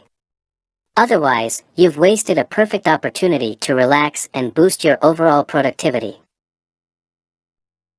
Here are a few tips that might help. 1. If you're a planner, plan. One of my friends loves to plan everything. He loves itineraries and minute-by-minute plans of the day when he is on vacation. I'm the opposite. When we went on a trip a few years back, he said, I'm going copy your style and just go with the flow. I said, perfect. On the first morning, I slept until 10 a.m. It turned out he woke up early, got nervous because he didn't have a schedule, and spent the whole morning creating one. Don't try to be someone you're not. If you like to plan your holiday, just do it. But try to stay flexible, you're on holiday. 2. Make a daily movie. It's creative, and it's a great memory for later. Plus, focusing on the act of filming will force your attention on something specific. In that way, you will be more in the moment, and you'll worry less about stuff back home. Just don't film all day. Otherwise, you won't be present at all. All you need is a smartphone. Just film stuff with your phone and edit it right on your phone. If you're more into video, bring a proper camera and a laptop. 3. Read a lot. Bill Gates is famous for his voracious reading habit. He is also known for his Think Week, where does nothing else but read and think. Recently, he published an article with 5 books that he's reading this summer. Take a look if you're looking for some inspiration. I like to read for hours on my holidays. Reading slows down time, makes you think, and is good for your brain. 4. Get bored. One of my favorite strategies for finding new ideas is to get bored out of my mind. It sounds easier than it is because of distractions. In the past, I would do everything not to get bored, watch TV, go out, browse Facebook, etc. But did you know that you can use boredom to your advantage? Instead of giving into distractions, just give into the boredom and see it leads your mind to. In fact, one of my favorite artists of all time, Andy Warhol, embraced boredom. You can tell by the boring films he made or the references he made in the philosophy of Andy Warhol about getting bored. Whenever I hit a creative wall, I just do nothing. Literally, nothing. Try it sometime. It's a great strategy. Maybe you come up with the next best thing in your industry. It's never a good time to take a break. I just need to finish this project. My boss will never accept it. People will think I'm lazy. I don't have time. Money never sleeps. Yeah, I've been there too. But what would you rather, continue to work without resting and burn out? Or take some rest before you're tired? Yup, life is long, so play the long game. On that note, I might not be tired yet, but it's time for me to take a break. So I will see you again when I come back on August 1st with a new article. Until then, take it easy, because I definitely will. P.S. For years I couldn't afford to go on a holiday. If you're in the same position, have a staycation. The above tips still apply. Eliminate mindless browsing. We all have days we feel unproductive or that we did not do anything. When you feel you are not productive, the chances are that it is because interruptions and multitasking drain your energy. When you juggle multiple things simultaneously, like sending an email, text a friend and checking your Facebook while you are in a meeting, you engage in context switching. In a research done by Gloria Mark of the University of California, Irvine, it showed that it takes an average of 25 minutes to return to the original task after an interruption. Since we are interrupted more than once, this adds up quickly, and before you know it, you feel like you have done nothing that day. Clifford Nass, a sociologist from Stanford University, has researched the impact of multitasking and found that people who engage in multitasking are suckers for irrelevancy. We engage in multitasking because we are distracted by notifications, which are addictive. We cannot control ourselves. We must look at the notification to see who or what wants our attention. Every time a notification pops up on our screen, we get a rush that releases dopamine. Dopamine is one of the body's happy chemicals. It controls the pleasure systems of the brain and makes you feel joy. This joyous feeling is addictive and makes us seek out behaviors that stimulate dopamine. You can think about food, sex, drugs, and the notifications you receive on your screen. While dopamine may cause a rush, it also exhausts us. That is why you still feel tired at the end of the day while you have not been productive. This is a harmful process, and we need to stop this pattern. The fix: eliminate browsing. Being productive can be as simple as taking control over your day. What harms your productivity the most is browsing. It absolutely kills it. We've all experienced a distortion in time when we are browsing. What? I just did nothing for 2 hours. Yes, we even do this at work. Take control of your attention and time. The point is, do something that's worth your time. Be conscious about your time. And spend so it improves the quality of your life. 20 things that will make you more productive than ever. The last 3 years have been huge for me. I've got more things done than ever, moved countries, bought an apartment in a small office building, spent loads of time with my family and friends, kept a healthy lifestyle, and exercised at least 4 times a week. Many variables determine your overall productivity. Tools, apps, or hacks don't work if you lack the right mindset, because productivity is a way of living. It's about achieving maximum output, getting shit done, and not wasting time. I think that output and happiness go hand in hand. To me, doing nothing equals misery. I want to share 20 things I've done in the past 3 years that have made me more productive than ever, in no particular order. 1. Always cut to the chase. With everything in life, there's a bunch of crap, and there's stuff that matters. Chit-chat, small talk, delaying, waiting around, not speaking up, is all useless. If you want to get shit done, you have to jump straight into the action. 2. Record all your thoughts and ideas.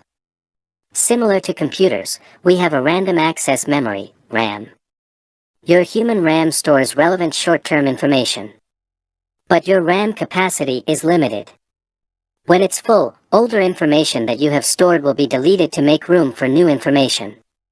You want to write down your thoughts to unload your RAM, which gives you more brain power. Even if you never take a look at that note again, it's still worth it. 3. Say no. When it comes to work, I say no to everything that doesn't support my goals and values. We live in an abundant world. There are always enough opportunities. In my personal life, I say no to everything that doesn't thrill me. When I think map about something, I always say no. That eliminates wasting time on shit that I'm not excited about. 4. Take a 5-minute break every 30 to 45 minutes. You can stretch your back, walk around, drink some water. But more importantly, you take your nose out of your work. When you come back to your desk, you might have new ideas. Or, you might think, what am I doing? And stop it before you waste all your time. 5. Eliminate everything that distracts you. Willpower is overrated. If something distracts you, eliminate it. One of my friends has a news addiction. I suggested to get rid of his TV, delete his news apps, and block the news sites on his laptop. 2 weeks later, he told me that he's finally starting a business. Don't think you're immune to your distractions. Remove them. 6. Keep away clutter. A cluttered life means a cluttered brain. And with a cluttered brain, you can't get stuff done. I prefer a simple work and living environment. A desk, a laptop, and a notebook. Keep it simple. You don't need any fluff. 7. Focus on one thing some days. If you have recurring tasks, try to do as much of the same thing on one day. I write 2 to 3 blog posts on one day. The other days of the week I use for my other projects and businesses. On my writing days, I turn off my phone and just write. Nothing else gets in the way. 8. Stop consuming so much information. You don't need to read 5,000 articles on productivity. If you find useful information, try it. Don't search for more. More is not always better. You can only process so much of it. Stop consuming, start creating. 9. Create routines. Decisions fatigue your brain. And routines eliminate decisions. Which ultimately means more brain power. Routines are not OCD, they are efficient. Use them. 10. Don't multitask. When you juggle multiple things simultaneously, like sending an email, texting a friend, and checking your Facebook while you are in a meeting, you engage in context switching. In a research done by Gloria Mark of the University of California, Irvine, it showed that it takes an average of 25 minutes to return to the original task after an interruption. That's a waste of useful time. 11. Check email twice a day. Every time you check your email, you get a rush of dopamine. I get it, checking email feels nice, and most of us are addicted. While dopamine may cause a rush, it also exhausts you. That is why you still feel tired at the end of the day while you have not been productive. To minimize that, turn off notifications, and check your email only twice a day on set times. 12. No smartphone during the first hour of your day. A smartphone's primary function is to interrupt you. But don't let other people or apps interrupt you during the first hour of your day. Take that first hour to think about the day ahead of you, read a book, enjoy your breakfast, coffee, or tea. 13. Plan the next day. Every night before I go to bed, I take 5 minutes to set my priorities, usually 3 to 4, for the next day. That makes me more focused when I wake up. I find that I waste time if I don't do this practice. It's cool to go with the flow. The only problem is, I don't want to be a dog that mindlessly chases cars. 14. Keep thinking to a minimum. When people say, "I'm thinking," they mean worrying by thinking. Don't think too much. Just do, and see what happens. If you like what you're seeing, continue. If not, do something else. 15. Exercise. A few things are vital in life: food, water, shelter, relationships, and exercise. Without this stuff you can't function properly. Scientific research shows that regular exercise can make you happier, smarter, and more energetic. 16. Laugh a little. Laughing reduces stress. And if you want to keep up your productivity, you don't want stress. So move the corners of your mouth upward as much as you can. 17. Don't go to meetings. This is a tough one for people who work for corporations. Some companies have a meeting culture. People organize meetings just to look important or procrastinate real work. For goodness sake, please stop. 18. Is that really necessary? Ask yourself that question as often as you can.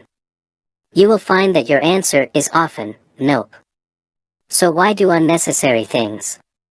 19. If you're having a shitty day, press reset. You might screw, maybe someone gets angry with you, shit happens.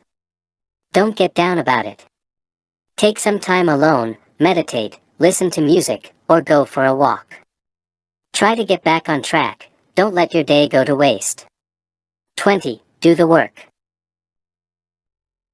Yes, talking about work is easier than doing it. Everyone can do it. But you're not everyone, right? You're a productivity beast. So act like one. Without these 20 things, I wouldn't be productive at all. You may have noticed that I don't get into details, like which tools and apps I use. I don't think that stuff matters. It's about creating a productivity mindset and environment that lets you thrive. I only care about getting things done in a fun and not stressful way. That makes doing work way more fun and rewarding. Here's why time off work actually improves your work and life. What do you do when you feel tired or overwhelmed? Do you power through? Or do you take some time off? In the past, I thought that you should always power through, no matter what. Now, I still think that way when it comes to life in general. You can't quit taking care of yourself and your family. A sense of responsibility is one of the most powerful motivators in life. But I'm not talking about a lack of motivation here. I'm talking about taking time off work. But there's still a massive taboo on taking time off. Some people think it's for losers. Others think it's about escaping your work. After all, if you love your work and life, why do you even need a break? Good point, smart ass. Here's why time off actually improves your work and life. Leonard Mlodinow, a physicist, who also co-authored 2 books with Stephen Hawking, recently shared scientific research in his book Elastic about taking time off. He demonstrates that taking time off work improves our well-being. Though some may consider doing nothing unproductive, a lack of downtime is bad for our well-being, because idle time allows our default network to make sense of what we've recently experienced or learned. People who never take time off to do nothing are short-term focused. I want to reach my goals now. But as always, short-term thinking harms your long-term development and growth. What happens when you power through work and burn yourself out? In most instances, your results suffer, and you become less productive. In some cases, you even become depressed, which will set you back even longer. Prevent rather than cure. It's one of the biggest cliches in the book. But how often do we really prevent things? Instead, we put our head down and deal with it later. Bad strategy. Instead, it's much better to prevent burnout or a decrease in your overall work performance. Dale Carnegie, a self-help pioneer and author of How to Stop Worrying and Start Living, said it best. So, to prevent fatigue and worry, the first rule is, rest often. Rest before you get tired. So take time off work strategically throughout the year. That's what I just did too, and I experienced 5 benefits as a consequence. 1. You can check whether you did the right things at work. I know 2 modes. 1. Execution. 2. Thinking. When you are in execution mode, you can work for hours, days, or months in a row. In fact, I know people who've been in execution mode for years. They never took time off to reflect or think about their work. Result? A midlife crisis. Or young folks who experience a quarter-life crisis. That's what you get when you put your head down and execute without thinking. You might get results. But are those results what you want? When you take time off work, you have more inner conversations. But when you execute, you don't. That's one of the most important benefits of doing nothing. Sure, you might fall behind on work. But who cares? Would you rather go through your career with tunnel vision? I need at least 10 days off to reflect seriously. For the first 5 days, I'm still somewhere between execution and thinking mode. It's hard to switch to thinking and doing nothing if you're used to doing work. But I always learn new things about myself after a more extended break. I tend to read a lot. Over the past 2 weeks, I've read 5 books. But I didn't write at all. Also, I journaled very little. Just some reading, watching movies, documentaries, hanging out with friends, talking, daydreaming. That kind of stuff. Neither does it cost much. But the return is enormous. Now, I feel better, have more energy, and I'm excited to get back to work. That's also the next lesson I learned. 2. You get to process your ideas. Your brain does a lot of things you're not aware of. One thing that happens unconsciously is the processing of ideas by our brain. We've all had ideas that never materialized, right? How many people have you met who claim to have had the idea for Facebook, Instagram, or any other type of new thing? I once met a guy who claimed to have come up with the idea of making e-bikes. Did he do something with it? No. He now buys garbage on Alibaba and sells it to businesses, door to door. We all have ideas. Not only business ideas. I want to redecorate the house. I want to drive from NYC to LA. I want to write a book. All those ideas are great. But what are you going to do with them? I'm not even talking about execution. All ideas require processing. Are the ideas any good? Do I really want to do those things? Again, that's a thinking process. When you go from idea to execution, without processing, you often waste your time in hindsight. Of course, you can never entirely prevent that. But by taking the time to process your ideas, you can prevent your future self a lot of pain, worry, and even money. 3. You can consume more art. What is art? Anything that makes you think. A good song, movie, painting, book, poem, article, picture, sculpture, you name it. Anything can be art. There's no authority that declares what art is and what is not. I get a lot of my inspiration from art. I can't imagine what life would be without it. Well, there is art on that too. Just read Fahrenheit 451 or watched the movie Equilibrium. The best thing about art is that it improves your mood. And when you're in a good mood, you're happier. Just don't consume useless junk. Start with the classics. Listen to Bob Dylan, Marvin Gaye, Whitney Houston. Watch movies by Alfred Hitchcock, Francis Ford Coppola. Read Ernest Hemingway, Harper Lee, Ralph Ellison. Go to the British Museum. Study Andy Warhol. Like millions of other people, you'll be inspired by their work. And that will enrich your life. 4. You can focus on other important things that are not work-related. Can you tell me more about yourself? What do you think of when I ask you that question? Most of us start by saying something like, I'm an accountant at Company X. Modern-day life almost forces you to identify yourself with work. But you are not your job. You are your family, friends, hobbies, passion, and then finally, you also have a job. And yes, work is important. But so are the other things. So never neglect the other important things in your life. Cultivate the relationships you have with your family and close friends. Do things together. Go on a family holiday. Go mountain biking with your friends. Show some initiative. If no one in your family or group of friends takes action, why aren't you? By investing time in your relationships, you form group memories. That will only strengthen your relationships. But also focus on yourself. What are your hobbies? What's something you want to learn more about? What did you dream of doing? Do those things. 5. Resting gets boring. Quick. There's a reason humans work. We're built to make things. I believe that the purpose of life is to be useful. Making yourself useful ultimately leads to a meaningful life that satisfies all your human needs. That's why too much rest will make us restless. My mother always told me that too much of a good thing becomes a bad thing. She told me that when I wanted to hang out with my friends all the time and when I had my first girlfriend. It's true. Too much rest, like work, is not good.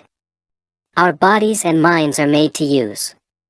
Hence, the final lesson I learned from doing nothing is this: after rest comes work. And what comes after work? If you answered, more work, you didn't get the point.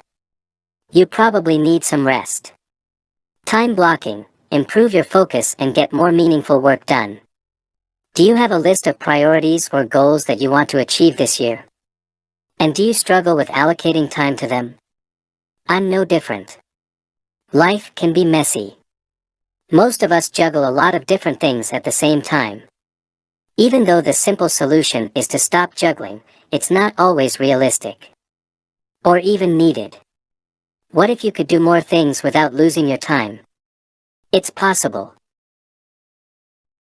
But you must work in an organized way. Enter time blocking, a simple productivity exercise that many people use. It's not fancy or revolutionary. The only thing you need is a calendar, which is something everyone with a smartphone and computer has. Time blocking is simply using your calendar to block time for your most important priorities. During that time, you only work on that one thing. And you let your calendar lead the way. That way, you don't have to think, what should I do next? But time blocking is more than just a productivity tool. It's about self-awareness. The road to high productivity starts with awareness. For instance, one of my priorities this year is to write a book on pragmatic thinking. However, there's a problem: I haven't been writing. How did I come to this conclusion? I simply looked at my list of priorities for 2017, and I looked at my calendar. I hadn't scheduled any time for writing in a while. Now, you might think, do you really have to look at your calendar to realize that? Yes, I do. I'm not some kind of supercomputer that remembers everything. I'm a regular human being. I think of something to do, start working on it, life gets in the way, and then I forget about it. It happens to all of us. We need self-awareness and tools that keep us in check. And that's why I like time blocking. Some people love time blocking. Some people hate it. Computer science professor and author of Deep Work, Cal Newport, also uses time blocking. He says, "I take time blocking seriously, dedicating 10 to 20 minutes every evening to building my schedule for the next day. During this planning process, I consult my task lists and calendars, as well as my weekly and quarterly planning notes. My goal is to make sure progress is being made on the right things at the right pace for the relevant deadlines." The last sentence is exactly why I schedule everything I want to do. Working is not the same thing as making progress. And time blocking helps me to improve my focus so I can get meaningful things done. Things that have an actual impact on my life. I know there are a lot of successful people who work with empty calendars. I've read the articles. They simply work 2, 3, or 4 hours per day. And to be honest, that sounds very attractive to me too. However, one must look at her own life situation. What are you trying to achieve? And more importantly, what resources do you have? Often, people who don't have a lot of money do have a lot of time. So why not use it wisely? Either way, I think that planning serves a purpose. I plan my days and weeks in advance because I want to make sure I'm working on the right things. Too often, I get lost in completing daily tasks. Think about it this way. I'm pretty organized already. And I only work on one big thing per area of my life. But there are many different areas of my life: my family business, my blog, podcast, online courses, relationship, friends, investments, etc. It might sound like I'm doing many different things. But it depends on how you look at it. Everything I do leads to one thing: living a meaningful and independent life. But let's not get philosophical here.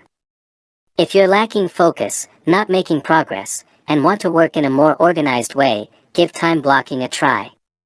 Here are some things I've learned that may help. Take 10 minutes every evening and plan your next day.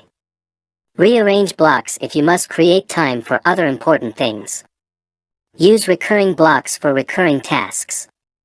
For instance, I've scheduled 2 hours to write my new book every Tuesday and Thursday. Don't overschedule. Realistically, you can't be productive 10 hours straight. Give yourself some time between tasks. And always schedule more time than you think you need. Wow, that sounds like too much planning to me. No problem. Plan less. There's always a counter-movement for everything. People who do the exact opposite and advocate an anti-productivity lifestyle. You know, folks who claim they have empty calendars don't care about anything in life. People who pretend they are always enjoying themselves. They like to go with the flow and daydream. You know what that reminds me of? Those kids in school who always said, "Ah, dude, I didn't have time to study for this class," but always ended up getting straight A's.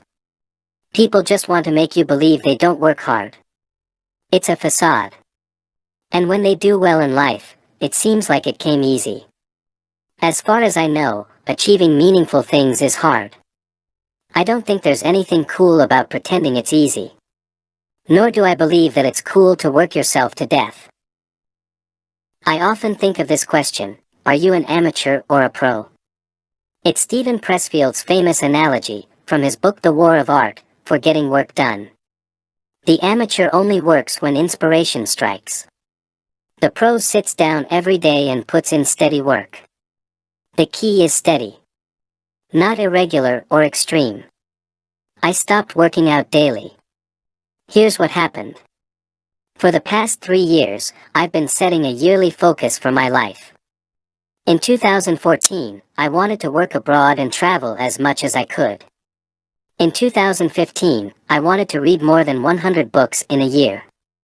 And in 2016, I wanted to work out every day of the year. I've done those things. I love setting a yearly focus because it gives you a clear idea of what you want to do with your time.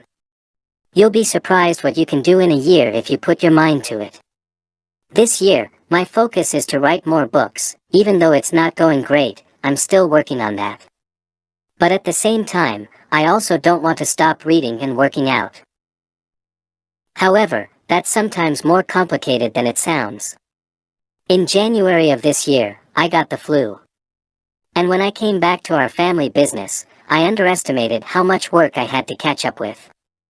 I also wanted to keep creating new content for my blog and online courses. I thought to myself, I can't do everything, so I'm going to cut back on daily exercise.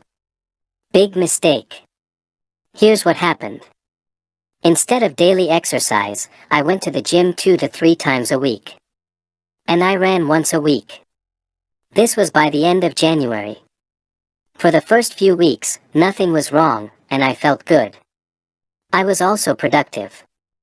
But by the end of February, that changed. I started feeling tired by the end of the day. Something that never happens to me. I also started writing less. I had a big buffer of articles, so I did post 2 articles a week. By March, I was at a productivity low. Fortunately, I always stick to my productivity system. I managed to get the minimum amount of work that's necessary done. But I stopped creating. I started watching Netflix in the evening. I even watched an episode of a TV show called 12 Monkeys. It was complete shit. I much more prefer to read a book before bedtime. So I got frustrated that I wasted my time. And when I'm frustrated, I start journaling and reflecting more. I looked at my habits. And I noticed I felt tired and got less work done. Why? The answer was exercise. Actually, a lack of it. By April, I shifted my focus again, get back in shape. So that's what I'm doing now. And if you want to get in shape too, it's important to understand what you're aiming for. For instance, I'm 6'3" and 181 pounds. But that doesn't mean anything. Most common measures like the BMI are pretty useless because they don't say anything about your strength. To be honest, I don't care about measures or even my exact fat percentage. Instead, I look at my fitness and how it impacts my daily life. When I'm in good shape, I can run 10K without stopping for rest. Deadlift, squat, and bench press my body weight at least 8 times. And do at least 12 pull-ups. What's that based on? My body and experience. In fitness, there's no general rule. You must find your own goal. To me, a person should be able to at least lift or push the same amount as their body weight. That helps you to function properly in daily life. When you're in good shape, you'll have more energy and focus. Want to find your fitness goal? Read books about fitness and health, watch YouTube videos, talk to experts, and then create a program that's for you, not a 21-year-old bodybuilder. Also, you don't have to lift weights. Find something you enjoy and challenges you physically at the same time. The cold reality is that if you don't use your strength and stamina, you lose it. But that doesn't mean you should neglect it. The same analogy that Zig Ziglar once used to stress the importance of motivation applies here. People often say that motivation doesn't last. Well, neither does bathing, that's why we recommend it daily. So if you're not working out every day, you're not doing yourself a favor. The quality of life decreases when you stop working out. And stop looking for silver bullets to feel better. I know, it's not advice most of us like to hear. Exercising is hard. But that's the whole point. The easiest solution for a good life is right at your disposal, your body. Are you neglecting it or strengthening it? If you want to be more productive, research shows you need a break. Do you spend the majority of your day at your desk? And do you find it difficult to concentrate throughout the day? There's a simple solution to improve your productivity and focus. How can I get more stuff done without being distracted?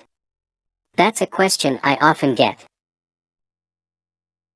It's human nature, we always want to improve output. For machines, it's straightforward, you improve speed. Machines get faster and better every day. But what about your personal productivity? I've read dozens of books on productivity. I've read countless articles on time management. And I've tested different methods to boost my productivity. The idea is simple. I want to get more done in the same amount of time. I'm not looking for shortcuts or hacks, so I have to do less work. I don't mind working. What I don't like is the feeling of wasting time on stuff that is meaningless. Sometimes I start by watching one YouTube video, and boom, 2 hours have gone by. And then I get frustrated with YouTube. But that doesn't make sense. It's like getting angry with alcohol after you've spent a night boozing. It's not the alcohol, it's you. You just couldn't have one drink, or watch just one video. Couldn't you? I found a way to eliminate that frustration with the distractions of work, not boozing, which makes it a lot more fun to work and less stressful. The solution is simple: take a 5-minute break after every 30 minutes of work. It's also called the Pomodoro technique. The reason this method works is also simple: evolutionary biology. The human brain can't focus on a single task for long periods. Our brains are meant to ensure our survival. To protect us from looming threats, the brain is in a constant state of alertness. So focusing on one thing for a long time is hard for your brain. Research by Alejandro Leras, from the University of Illinois, showed that deactivating and reactivating work allows us to stay focused. When you are completing long tasks, such as studying for exams, making presentations, or writing reports, it's best to take short and planned breaks. Taking breaks will also increase the quality of your work. When you take a break, you force yourself to take a few seconds to reevaluate. Sometimes you find that you have to adjust your work to increase the quality. In contrast, when you work on a task, without a break, it's easy to lose focus and get lost in the work. That's why the 5-minute breaks are equally important as the 30 minutes of work. Take your breaks seriously, see them as a reward. Use your break to walk a bit, do some stretches, grab a cup of coffee, or do something that relaxes you. Feel pleased with the work you have done. I've been working in 30-minute intervals for over a year. I've never got so much work done. I also find it more fun and less stressful to work. I've experimented with different time intervals, 25, 30, and 40 minutes, breaks, and 45 minutes is pretty much the maximum. Some research shows that it's counterproductive to focus for longer periods of time. So you can experiment with how long you prefer to work before you take a break. If you want to try this method, here are a few other things that can help. Use an app to set the 30-minute interval. I use Mighty. Assign just one task to every 30-minute interval. Don't skip your breaks. Don't check your email during your break. Take a 15-minute break after 4 intervals. Don't accept interruptions or false emergencies when you're in a 30-minute stretch. Set a daily goal. For example, doing 10x 30-minute intervals results in 300 minutes of productive work. With all the noise, it's easy to forget the importance of taking breaks. You don't need to read another article about productivity. Instead, take a break. Sometimes we get lost in the lists and productivity hacks. The truth is that no matter what you do to improve your productivity, you still have to do the work. So you might as well get those 5-minute breaks to recharge. Part 3. Achieving more. A man who chases 2 rabbits catches neither. Chinese proverb. Don't know what you want? Improve these 7 universal skills. What does success look like? What do you want from life? What career do you want? Most of us answer, I don't know. And you know what? There's nothing wrong with that. And yet, we think it's the worst thing in the world if you don't know what you want to do in life. We say, OMG. I don't know what I want. And then we have a full-on panic attack. Be honest, it happens to all of us.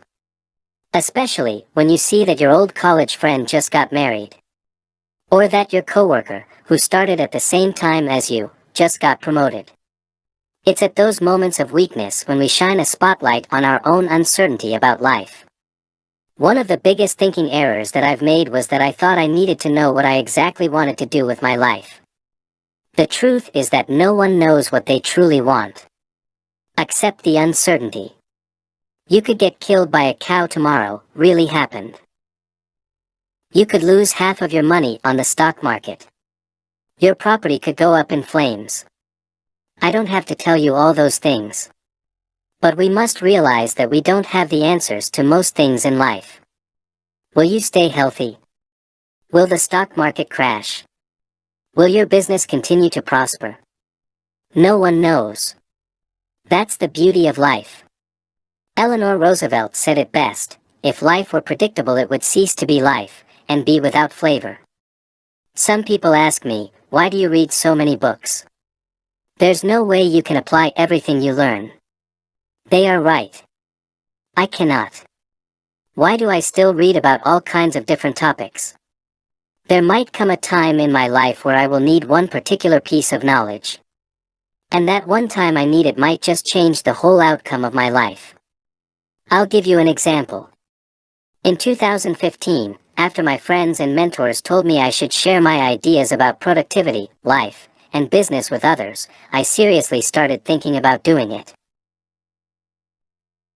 But there are many ways you can share your knowledge with others. You can give training to groups and host seminars. You can coach people individually. You can create videos for YouTube. You can give talks at conferences. The possibilities are endless. But because I've always had an interest in writing and had read so much about it in the past, I realized that I should start with written ideas. That was the easiest way for me to get started. I had also learned all about creating websites in the past. So it was very easy for me to get started with all of this. In fact, I created a website in a day. And I started writing every day for a month. The result? A book and a bunch of articles. Know your direction. Not your destination. When I read about writing and building websites years ago, I didn't know I would use that knowledge to build my own blog. To be honest, I didn't know what I wanted. I only knew what direction I wanted to go in. I knew I wanted to make a contribution and do work that I enjoyed. So it's not important to know exactly what you want to do with your life. People change. Economies change. So, it's not even realistic to boldly claim, I know what I want. The only thing every person needs is a sense of direction. A vision of where you'd like to go. Look, you don't need to know your exact destination. You often read about people who say they always knew what they wanted. But that's just a small portion of the population. I've personally never met someone like that. Most of us don't have that conviction from day one. It grows over time. If you can't decide what direction you want to go in life, that's automatically your number one goal in life, to figure out where you want to go. That's what J. Abraham also recommends in Getting Everything You Can Out of All You've Got, which is one of my favorite business books of all time. Your first priority is to identify what you want and then make sure you take the path that's going to give you that. There's nothing sadder than to see someone get to be 75 or 80 years old and look back regrettably because they pursued the wrong target. You see that he doesn't say you should know exactly what you want. That would not be realistic. Instead, we need to know where we're roughly going. I know, it remains intangible. But that's the only helpful answer that I've found in life. Work on universal skills. While you're figuring everything out, don't waste your time watching hours of TV, drinking booze, or eating junk food. Spend your time usefully. Learn skills you can always rely on. Need some inspiration? Here are a few skills that I'm constantly working on. 1. Self-discipline. Get better at ignoring the negative voice in your head. Get out of your bed. Go to the gym. Don't listen to, I don't want to. 2. Personal effectiveness. Learn how to maximize the results you can get during the 16 to 18 hours you're awake. Get more done, effectively. 3. Communication. We think we're all master communicators. But the truth is that we suck. Communication is both art and science. And our ability to work with others depends on it. 4. Negotiation. You negotiate all the time. With your spouse, kids, parents, teachers, friends, co-workers, managers, etc. Learn to get the best deal for all parties. 5. Persuasion. Learn how to get what you want in an ethical way. 6. Physical strength and stamina. Getting stronger is a skill. Pull your own weight. It's something every human should be able to do. 7. Flexibility. Sitting all day long behind your computer or in your car turns you into a stiff being. Learn how to stretch your hips, lower back, hamstrings, and calves, the most common weak points of desk workers. That's enough to keep you busy for a lifetime if you want to do it well.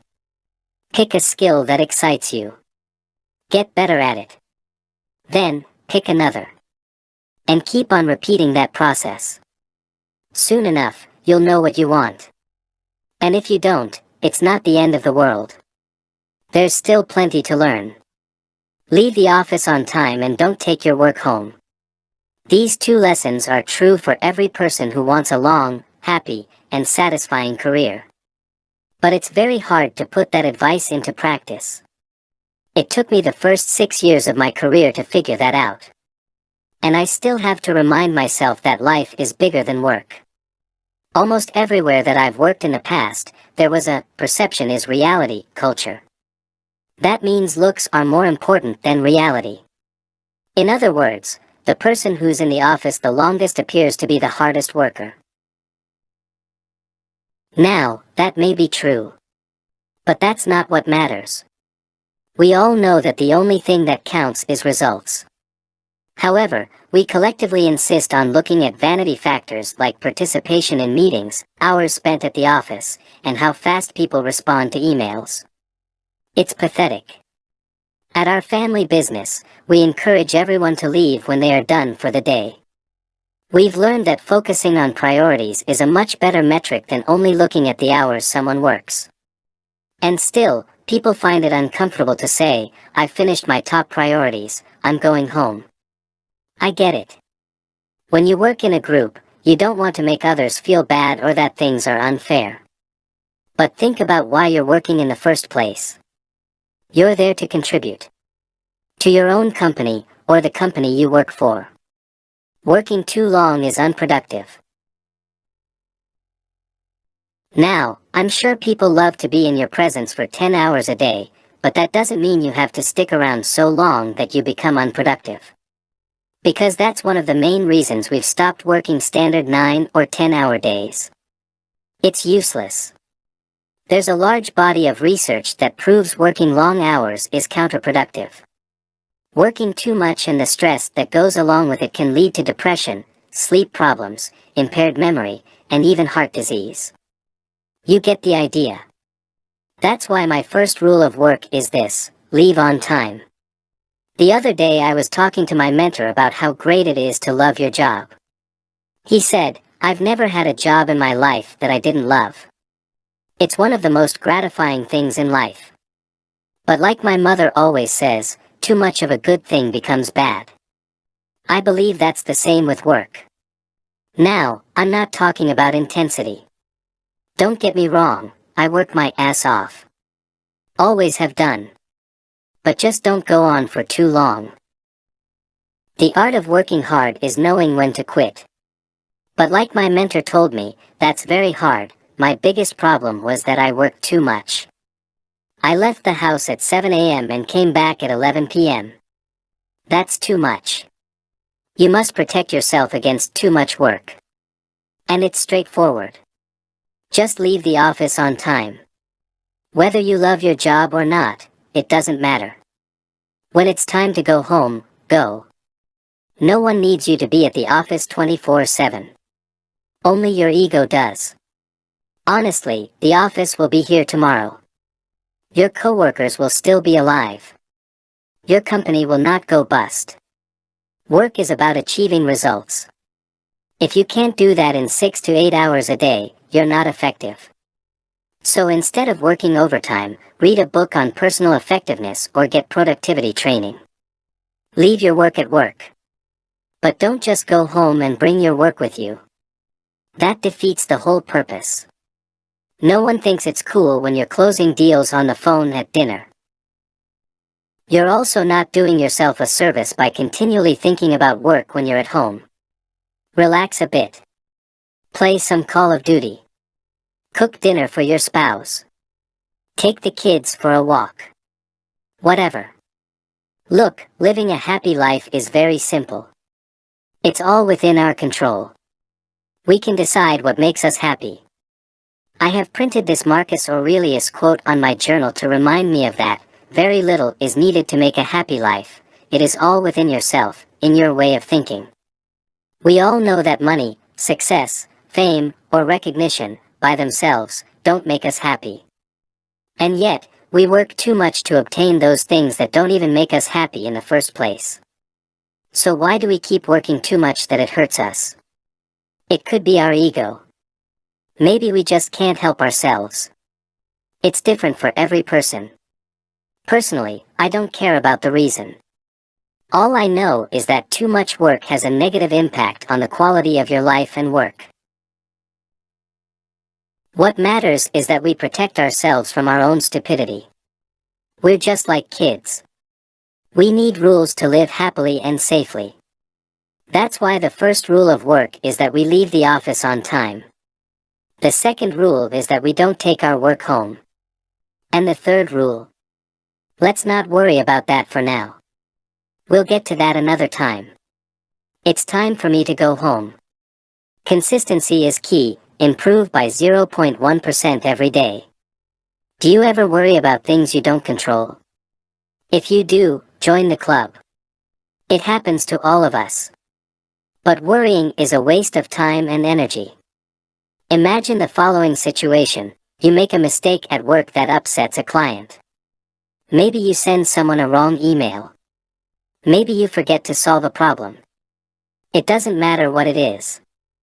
Imagine that something goes seriously wrong at work.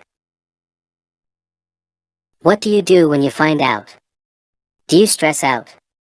Feel uncomfortable? Blame yourself? Blame others? Think it's the end of your career? When things go wrong, we become our own worst enemy because we focus on things we don't control. It's one thing to read about these things. It's another thing to actually put it in practice. Because when shit hits the fan, it's natural to panic. Instead of thinking, take a step back and focus on what lies within your control. What do you control? Essentially, we only control our own actions and mindset. We determine our desired attitude, judgments, determination, that's about it. Anything else, we have no control over. So it makes no sense to worry about things that are not on that list. That's a Stoic philosophy exercise. Something that exists for centuries. And the best thing is that you can immediately apply this to your life. Next time you catch yourself worrying about a situation, focus on the things you control. What counts is that we do the right thing because that is all we can do. We don't control outcomes. Do you see? 1. Made a mistake. Correct it. 2. Something goes wrong. Find a solution. Also, never be surprised when bad things happen. But rather expect them to happen. In that way, you will never be caught off guard. Similarly, when you're struck with bad luck, don't complain and say stuff like, "Why me?" Instead, accept it, and then focus your energy on finding a solution. Always keep a positive mindset. Why this exercise improves productivity? I'm often asked, what does philosophy have to do with productivity? Well, if you want to be productive, the most important thing is consistency. Productivity is not about eureka moments, your big break, pulling off all-nighters, or drinking Red Bull all day. If you want to achieve things in your life, it's about aiming for daily progress. You want to exercise, read, work, learn, study, every single day. Inconsistency is the enemy of results. And that's why I practice Stoic and pragmatism philosophy to improve my mental toughness. It's also a big part of my personal productivity system, procrastinate zero. I don't want ups and downs because that hurts productivity. Instead, I want to progress 0.1% every day of the year. And that's a very realistic goal. Try it and maybe it will change your life too. Who says you have to get out of your comfort zone? I love my comfort zone. To me, that's where the real magic happens.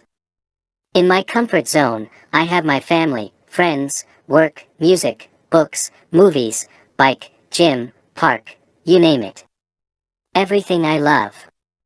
And from that place of safety, I'm more open to trying new things and take risks. I've never believed the idea of that stupid little drawing. You know what I'm talking about, right? Your comfort zone. A little circle. Where the magic happens. A big circle that stands for the promise of success. As if magic only happens when you step outside your comfort zone, that's ridiculous. And while we're at it, why pretend as if your comfort zone is bad? It's this pathetic little circle displayed against the bigger, magical circle. Sure, I'm all about pushing yourself, trying new things, moving forward, growing, etc. But in contrast to many popular self-help people, I don't believe the comfort zone is a bad thing. Call me a pessimist. Call me stoic. But more than anything, I'm merely a practical person. And practically speaking, you don't even want to make a huge leap outside your comfort zone. In fact, I believe in the slow road to magic. Where's the magic people talk about? I've found that I do my best work when I don't worry about money, finding new friends, getting familiar with a new environment, and anything else that is related to always moving around. But don't get me wrong. I'm not saying I prefer to stay put. Stagnation is a death sentence for me. I believe that there are different phases of life. Sometimes, you take it easy, work on your skills, your character, you invest in yourself. And sometimes, you just go out there and take a chance. Life's too short to be a wimp. But those two things are interconnected. If you don't work on yourself, and if you lack self-confidence, you will never take a risk. For years I wanted to do what I'm doing now. But instead of jumping out of my comfort zone, which was scary, I slowly took on new and bigger challenges. First, I got 2 degrees in business. Then, I started a business together with my father. That was in 2010. And after 2 years of working on that business for 6 or 7 days a week, I started doing freelance marketing work. Again, after a few years of freelancing and starting, and failing, other businesses on my own, I took a job at a research advisory firm because I wanted to know how it is to work for a major corporation. And after doing that for a year and a half, I finally decided to write and talk about productivity, career, and entrepreneurship on the internet. By then, I'd been doing the things I write about for more than 10 years. And yet, I don't have all the answers, I just share the stuff I've learned. So it would be ridiculous if I would join people who scream, if you want to be successful, all you have to do is step outside your comfort zone. Now. Well, have you ever stepped outside your comfort zone? Even just a little bit counts. And what did you find? A leprechaun with a bag of money? Not going to happen. That comfort zone shit is just a story. It might motivate some people, but you don't have to believe it if you don't want to. It's just like when people claim you have to wake up early if you want to be successful. Says who? I believe this. If you step outside your comfort zone, there's only more work waiting for you. It's not fancy at all. There's no magic involved. Just blood, sweat, and tears.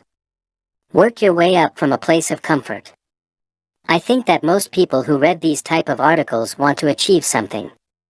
Maybe you want to quit your job, start a business, grow your business, become an artist, publish a book, whatever. And you probably also know that it's not easy. So why do you make things even harder for yourself by doing shit that makes you very uncomfortable? Instead, start from the very bottom. Build a strong foundation. Get comfortable before you do scary stuff. How does that foundation look like? If you want to live stress-free, you need enough money in your savings account so you can live and eat for 6 months in case things go south. See it as a fail-safe system. Again, that's my practical mind speaking for me. Make some calculations and figure what that number is for you. And don't even think about taking a risk before you have that money on your savings account. Also, build a skill set that's worth something. One of the reasons I don't care about money is because I trust my ability to find work. Even when I go broke tomorrow, I'll find a way to get work the next day. I've invested years and hundreds of thousands of dollars in my education. The question is, what's your skill? How can you add value to the world? What problems can you solve? Other things that complete your foundation. 1. Family. If you don't have a family, create one. 2. Friends. You can't be friends with everyone. Stick to a few people who also stick to you. 3. Yourself. Consciously improve your body and mind. Go to bed a little stronger and wiser every night. Lastly, don't try to be something you're not. If you're an introvert, don't pretend that you can work in a boiler room. If you're an extrovert, don't pretend you can work in solitude. Stay close to yourself. There's no point in pushing yourself so badly that your life becomes miserable. In the end, we all need comfort. It's one of our basic needs as human beings.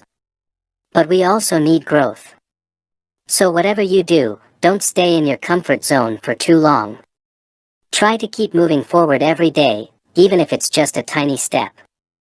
No magic. Just effort. If you can believe it, you can achieve it.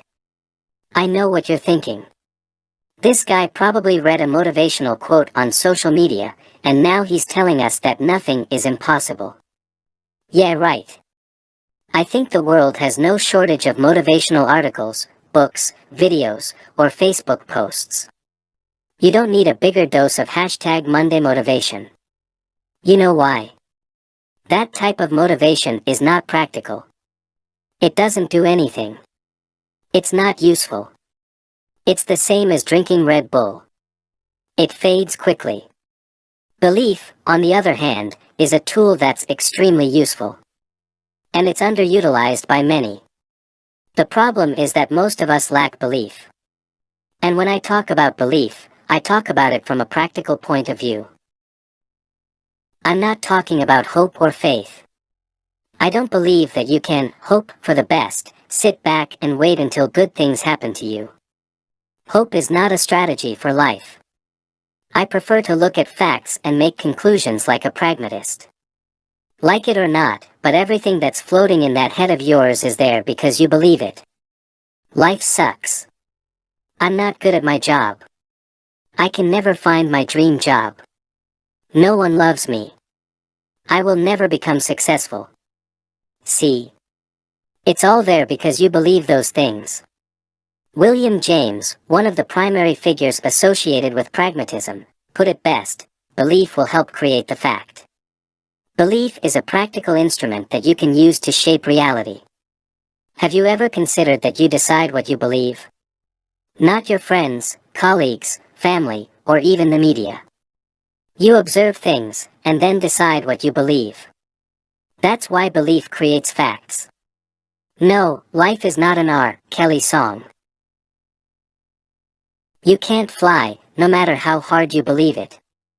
A pragmatist always keeps it real. You will never become a respectable leader without putting in the work. Your life will never change unless you take action. But that's not the point. You know this. There's no outcome without action.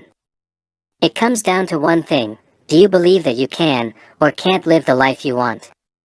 It's as simple as that. But it's something that you truly have to believe. It's one thing to say that you believe something. It's a whole different thing to actually believe. Let me highlight that by sharing a personal story. For most of my life, I lived in fear. It all started at school. People told me, if you don't get good grades, you will not be accepted to a good university, and without a good degree, you will never get a job, and you will become a bum who dies alone.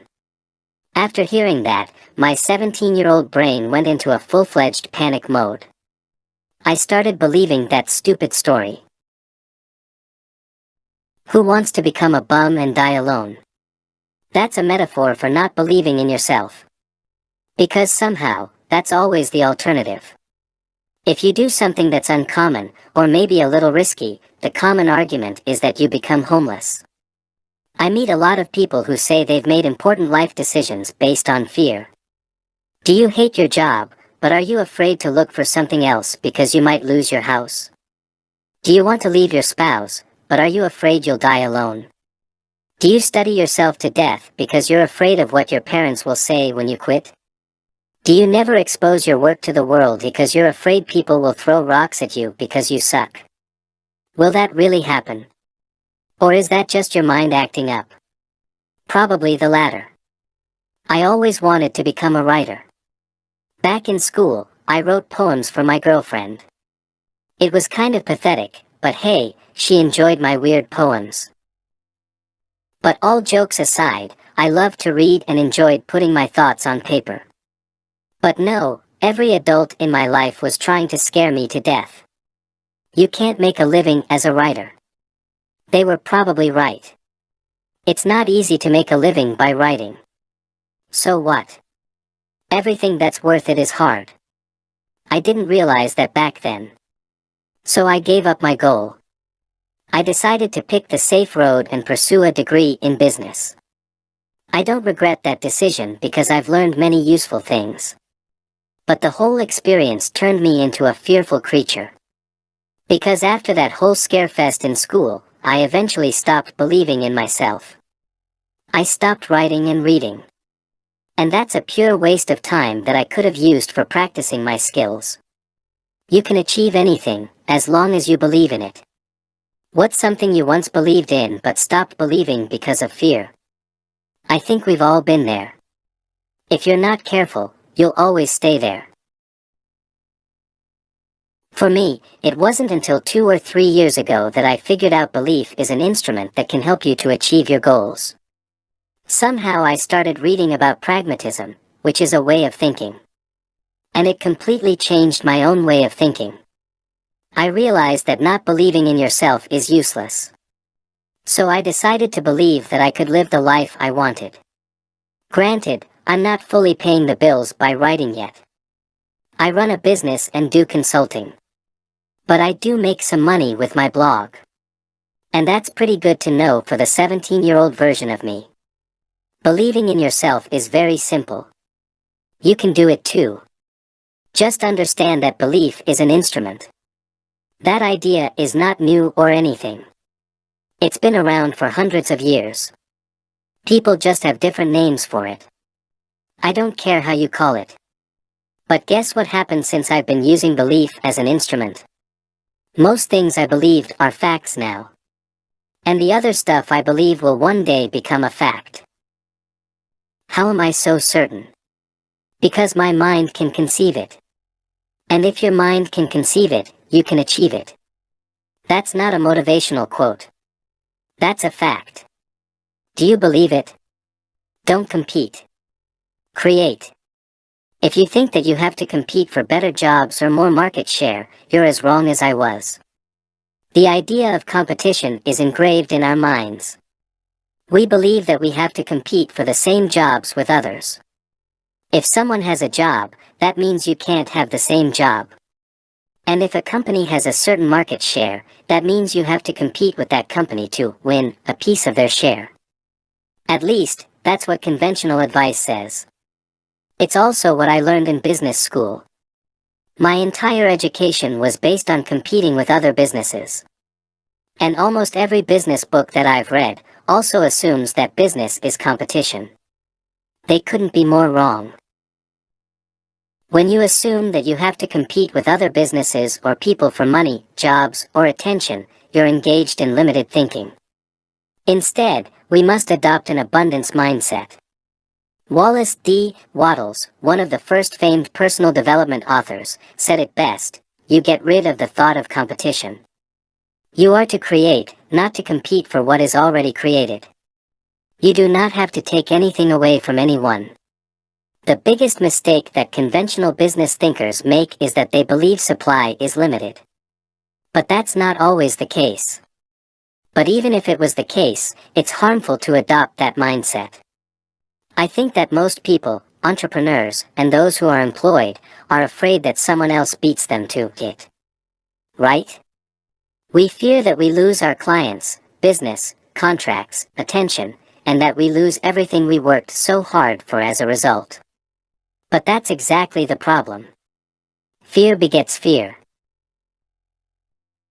When you're afraid that you won't be able to grow, what will happen? Exactly, you won't grow. Life is abundant. A quick look at history shows that mankind always kept moving forward. Sure, we've had times of war and economic downfall, but we always recovered and grew. So when you're expecting that the world economy will not grow, you're actually betting against mankind. I don't believe that. Humans always find a way to survive and prosper. That's simply what we do.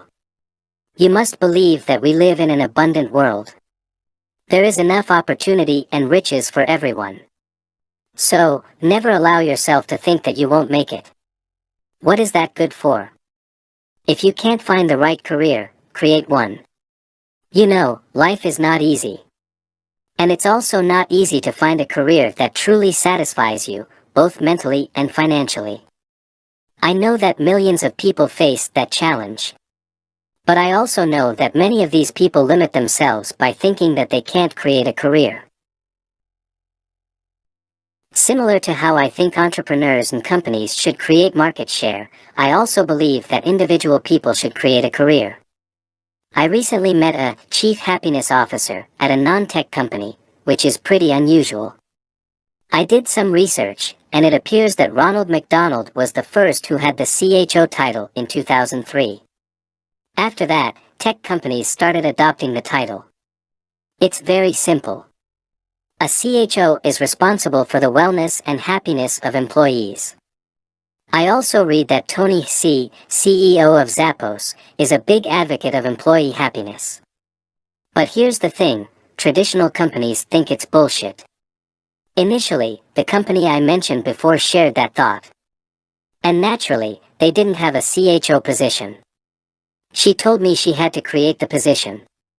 In the past, leaders believed that the only reason people will work for you is because of the salary. The more money you offer, the better the people you attract. That might be true for some. But more money is not always better. Many people care more about having fun at work, feeling appreciated, and being happy. And that's what the CHO does successfully. Here's the thing. It doesn't matter what others think. If you believe in something and if you can create value, go for it. There are always people who say things like, "No one needs this, your work is garbage, you're wasting your time." Don't listen to the naysayers. Let them drown in their own limiting beliefs. Instead, do this: create. Create. Create.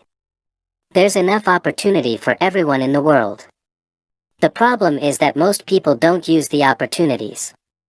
If you want to have a specific career, go out there and create it. The same is true for your business. And don't focus on limited resources, naysayers, or any other reason you should not do it. Adopt an abundance mindset. Before you know it, you'll have so much opportunity that you don't know what to do with it. In the Netherlands, we call that a luxury problem. Believe me, it's the only problem that you want to have. All strength comes from repetition. The biggest mistake you can make is to ignore the basics of your profession. This is true no matter what you do, where you live, or who you are. When you ignore the foundation of what makes you a good person, athlete, friend, entrepreneur, student, etc., you will never be consistent. That's the biggest lessons I've learned from studying athletes. People who play professional sports are under constant pressure to perform. Take Daniel Cormier, the current UFC light heavyweight champion and former Olympic wrestler. The 38-year-old champion has an impressive career until now. He won multiple gold medals as a wrestler. And in MMA, he has won 20 of his 22 fights in total. He's considered as one of the best. On top of that, he's also a combat sports analyst and co-host of UFC Tonight on Fox Sports. The man is highly active. What is his key to success, according to himself? Focusing on the basics. He says, you don't get to the highest levels of the sport without having the basics in order. That's not only true for sports, it's also true for everything else in life. Writing, speaking, selling, leading, you name it. Without having the basics in order, you'll never achieve your full potential. Repeat the basics. And there's only one way to improve the basics, by repetition. You get stronger by lifting weights, rep after rep. You build stamina by performing anaerobic exercise. We all know that. But how about your mind? How do you become mentally stronger? And why does it even matter? The answer is simple, everything starts with the mind. Stephen Pressfield, the author of The War of Art, said it best, long term, we must begin to build our internal strengths. It isn't just skills like computer technology. It's the old-fashioned basics of self-reliance, self-motivation, self-reinforcement, self-discipline, self-command. But my challenge was always, how do you do that? I know how to get physically stronger. But I never knew how I could get mentally stronger. And whenever people told me, it's all about life experience, I always thought there was a better way. Let's be honest, who wants to wait until they are 70 to get mentally strong? Some things can be done faster, especially if you keep repeating the basics. Because that's when we screw up most of the time. We think we know everything. Stay a beginner. How often do you think to yourself, I already know that? If you're like most of us, quite often. One thing we have to remind ourselves is that the people who think they know everything are the biggest losers in life. I meet people all the time who think they know everything. And I don't even mention people on the internet. A lot of commenters always want to show how smart they are and that this is so obvious. Well, that's not how the greatest people in the world approach things. Muhammad Ali once said that, it's the repetition of affirmations that leads to belief. And once that belief becomes a deep conviction, things begin to happen. When you repeat the basics, you don't only become great, you will stay great. It's a challenge that all high performers face. I repeat the basics of many things in my life, fitness, philosophy, kindness, business, writing. For example, I reread my favorite books on Stoicism every month to exercise my mind. I regularly grab the elements of style by Strunk and White to repeat the basics of simple and effective writing. If I don't repeat these things, I simply forget about my philosophy for life or how to write good articles. That's how our brain works. Without repetition, we forget things easily. I always look at myself as a beginner. That's one of the first, and most important, lessons I learned from my mentor. He's now in his 70s and still considers himself as a student of life. I have the same approach to business. I always go back to the question of, what is the purpose of a business? I can tell you that if you answer, to make money, you need to repeat the basics. It's very simple, figure out what the basics are in your field. And repeat them. Keep it simple. There's no bigger waste of time than repeating bad, wrong, or negative things. That's the only thing you should be mindful of. Don't take advice from people who haven't successfully done something themselves. Be great. Stay great. Look, you can be very smart, driven, humble, etc., but if you don't stay that way, what's it all worth? How often do you see people become successful only to squander their success? How many one-hit wonders have you seen? Exactly. Only the great ones are here to stay. And if you want to stay here too, you must never underestimate the power of repetition. Never think you've made it or that you're smart enough. Because that mindset is what keeps you great. How I measure my life. You can easily measure a business by looking at the numbers. Turnover, profit, costs, employee churn, etc. But how do you measure your life? There are no universal metrics to assess your life. So it's up to every person to create their own way to measure where they are in life. Some do that by looking at how much they earn compared to their peers. Some look at how far they climb the corporate ladder. Others measure themselves by how they look. I have studied how the most successful thinkers of our time measure their lives. The answer is surprising. You rarely hear that successful people measure their life by the size of their bank account or any other conventional measure. Instead, people who are considered successful in the eye of society often look at these three factors: 1. Energy. 2. Work. 3. Relationships. I've experimented with improving all the three above things. What I've found is that they are all closely related. When I have high energy, I'm in a good mood, and when I'm in a good mood, I do better work. And when I do better work, I feel satisfied with my life, so I can give more to the people in my life. And that improves my relationships.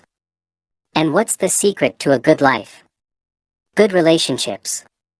Clayton M. Christensen, a Harvard Business School professor and author of How Will You Measure Your Life, writes, "The single most important factor in our long-term happiness is the relationships we have with our family and close friends. When it comes to relationships, quality matters more than quantity." Though it's easy to pick on people who are influenced by social media, I still think it's worth saying, no one cares about how many followers or online friends you have. Real relationships take a long time to grow. And they are also unconditional. Most relationships are not real. We only love someone until they, for example, change their views or gain a few pounds. Or we only invite friends to our birthdays as long as they go out with you and drink beer. These types of conditional relationships are worthless. Real friendship and love are stronger than that. You support the people you love no matter what. That makes life rich. 1. Measuring energy. Measuring your energy is easy. All you have to do is look at how you feel physically. I recently wrote about that specifically. What matters is that you find ways to increase your energy. You can start by asking yourself one question: what small thing can I do today that has a significant impact on my energy? Here's something that is true for everyone. 1. Exercise every day. I lift weights 4 times a week, do 2 interval runs, and make sure I walk at least 30 minutes at a fast pace on the days I don't work out. 2. Eat well. I don't follow a specific diet. I eat meat, bread, pasta, and a bunch of other things that are supposed to be bad for you. But I feel great. I just don't eat processed stuff, and I eat very little sugar. I like chocolate. I also don't consume more calories than I burn. That's one part of the equation. When I do those 2 things every day, I feel great. And my energy is also high. As soon as I stop working out or start eating unhealthy, I feel down. That's how I know this works. You can easily improve your energy by exercising more and eating well. 2. Measuring work. When it comes to work, I don't look at income, status, or other generic measures. Instead, I look at how much I can still learn. In other words, have you reached your full learning potential? Why do I look at learning and not income? Because it matters more. Christensen puts it well in How Will You Measure Your Life? In order to really find happiness, you need to continue looking for opportunities that you believe are meaningful, in which you will be able to learn new things, to succeed, and be given more and more responsibility to shoulder. Career and life success is directly related to how much you learn. And more importantly, how much you keep learning. Education never ends. Also, income is directly related to your learning development. The more you learn, the more you earn. It's true. Of course, there are limits to this statement. And knowledge must always be put into practice. We've all heard about the smart people who've wasted their potential. To be successful, you must always act on what you know. Without action, knowledge is useless. But generally speaking, the more knowledge you have, from experience or studying, the more you can contribute to your company, colleagues, clients, etc. And contribution translates to income. 3. Measuring relationships. What you'll find is that the more you contribute to other people's lives, the better your relationships will be as a result. And that final ingredient completes the circle of life. When you measure your relationships, only stick to yourself. Avoid the biggest mistake most of us make: we look at what others do for us. Otherwise, you risk that you start keeping score. How people treat you is their karma, how you react is yours. As the late Wayne Dyer said, instead of looking at how others treat you, measure how much time and energy you put into your relationships. That's the only thing you can control. My experience is that when you make time for the people that matter to you, the relationships improve. And if they do not, the relationship was probably not meant to be. We simply have to move on. The real lesson here is that we always must focus on what we can control. Our energy, our effort at work, and what we put into our relationships, these are all things we control. It's one of the main lessons philosophers from all over the world and from all ages tell us. Look at your life. Make a quick assessment of how you feel. All you have to do now is to improve it. Why you should live like you're immortal. It seems like all my peers have this idea that being young is an excuse for not living a satisfying life. But millennials are not the only group of people who hide behind excuses. We all do. I get it. Taking on responsibilities in life is scary. It's way cooler to have toast with avocado. But you know what's also cool? Building a meaningful career that you're proud of. Contributing to other people's lives. Creating a product or service that is useful. Investing your money for your retirement. Yeah, but I'm still young. There's always tomorrow. Come on. Stop hiding. What are you waiting for? To everyone out there that doesn't feel fulfilled, I have one idea that I want to share: start living like you're immortal. Yes, I know it sounds weird. So give me 2 minutes to explain. Conventional wisdom says that life is not forever, right? Life is short. YOLO. Live now. And I agree with that as well. But when you live your life according to that philosophy, it doesn't make sense to do anything that takes a long time to pay off. If you think that life is short, why on earth would you do hard things? It doesn't make sense. From that perspective, it's better to spend your money, go out every week, drink as much as you can, and live large. Ask yourself, what does all that lead to? It doesn't take a scientist to answer that question. The answer is nothing. Now, there's also another perspective on living, that you're here forever. Think about it. How different would you live if I told you that you're never going to die? When I look at myself, I used to live as if I were mortal. I'd spend my money on clothes, gadgets, holidays. But I also seemed to be in a hurry. I wanted to achieve a lot of things in my life. And preferably, very fast. I also pursued many things at the same time. Just like a dog. Chasing every shiny thing out there. Or even chasing my own random ideas.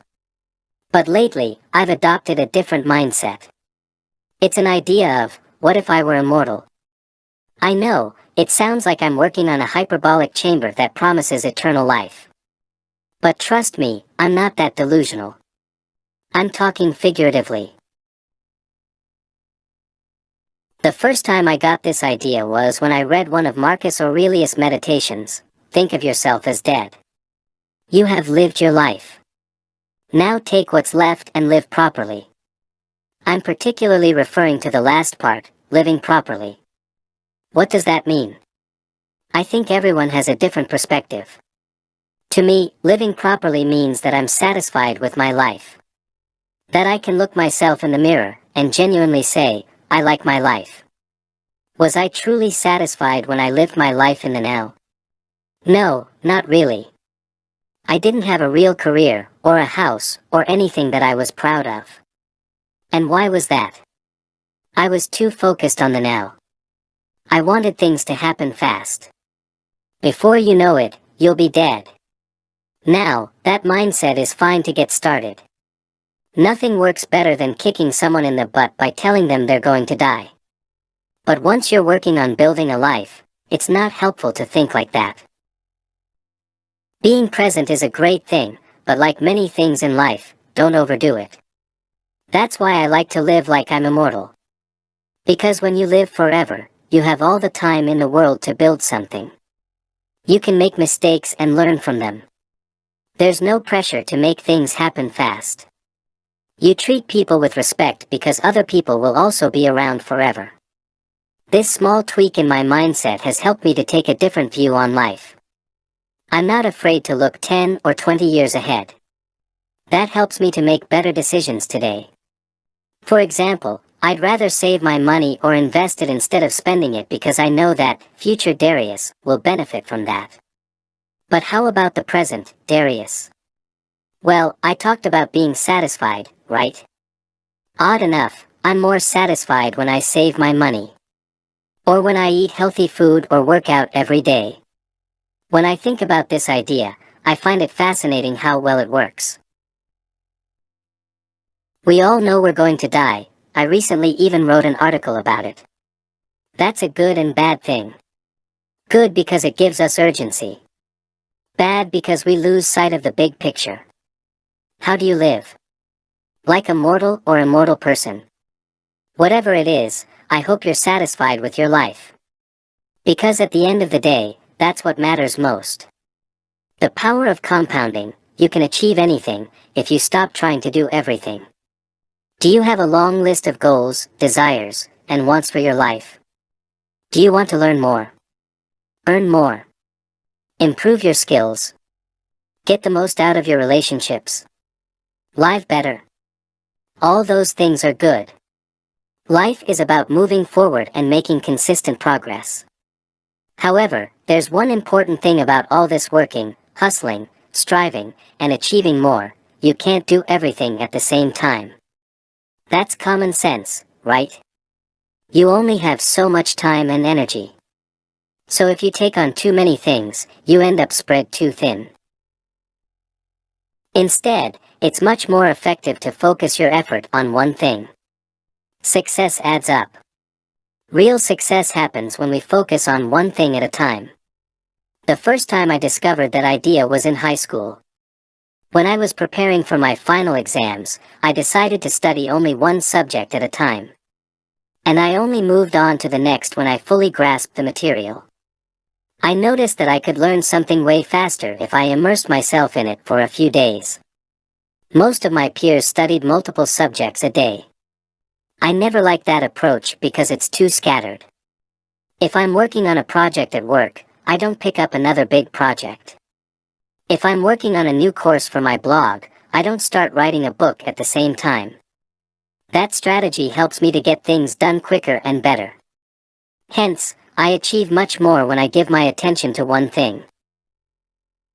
Gary Keller and Jay Papasan, authors of The One Thing, which is a great book about this same concept, said it best: where I'd had huge success, I had narrowed my concentration to one thing, and where my success varied, my focus had too. Are you working on a lot of things?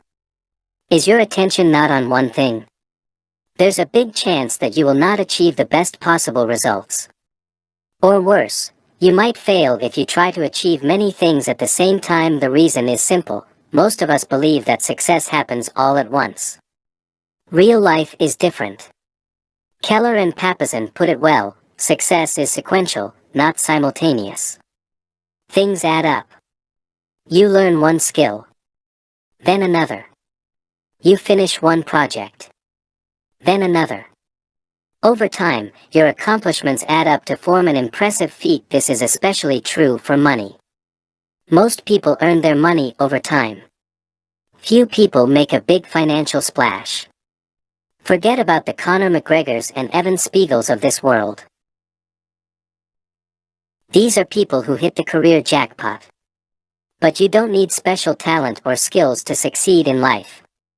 If you take the long road, achieve one goal after the other, and build up your wealth step by step, you are more likely to live a good life. It's simple. And it always works. People who say it doesn't just haven't had the patience to apply it to their own life. One of my mentors owns a few dozen properties, worth millions. He acquired his wealth over time. He's in his 60s now. You see, things take time. And when you combine patience with compounding, you achieve the biggest results. And these are not extraordinary things. I'm not promising you a gold medal at the 2020 Olympics or that you'll become the next Zuckerberg.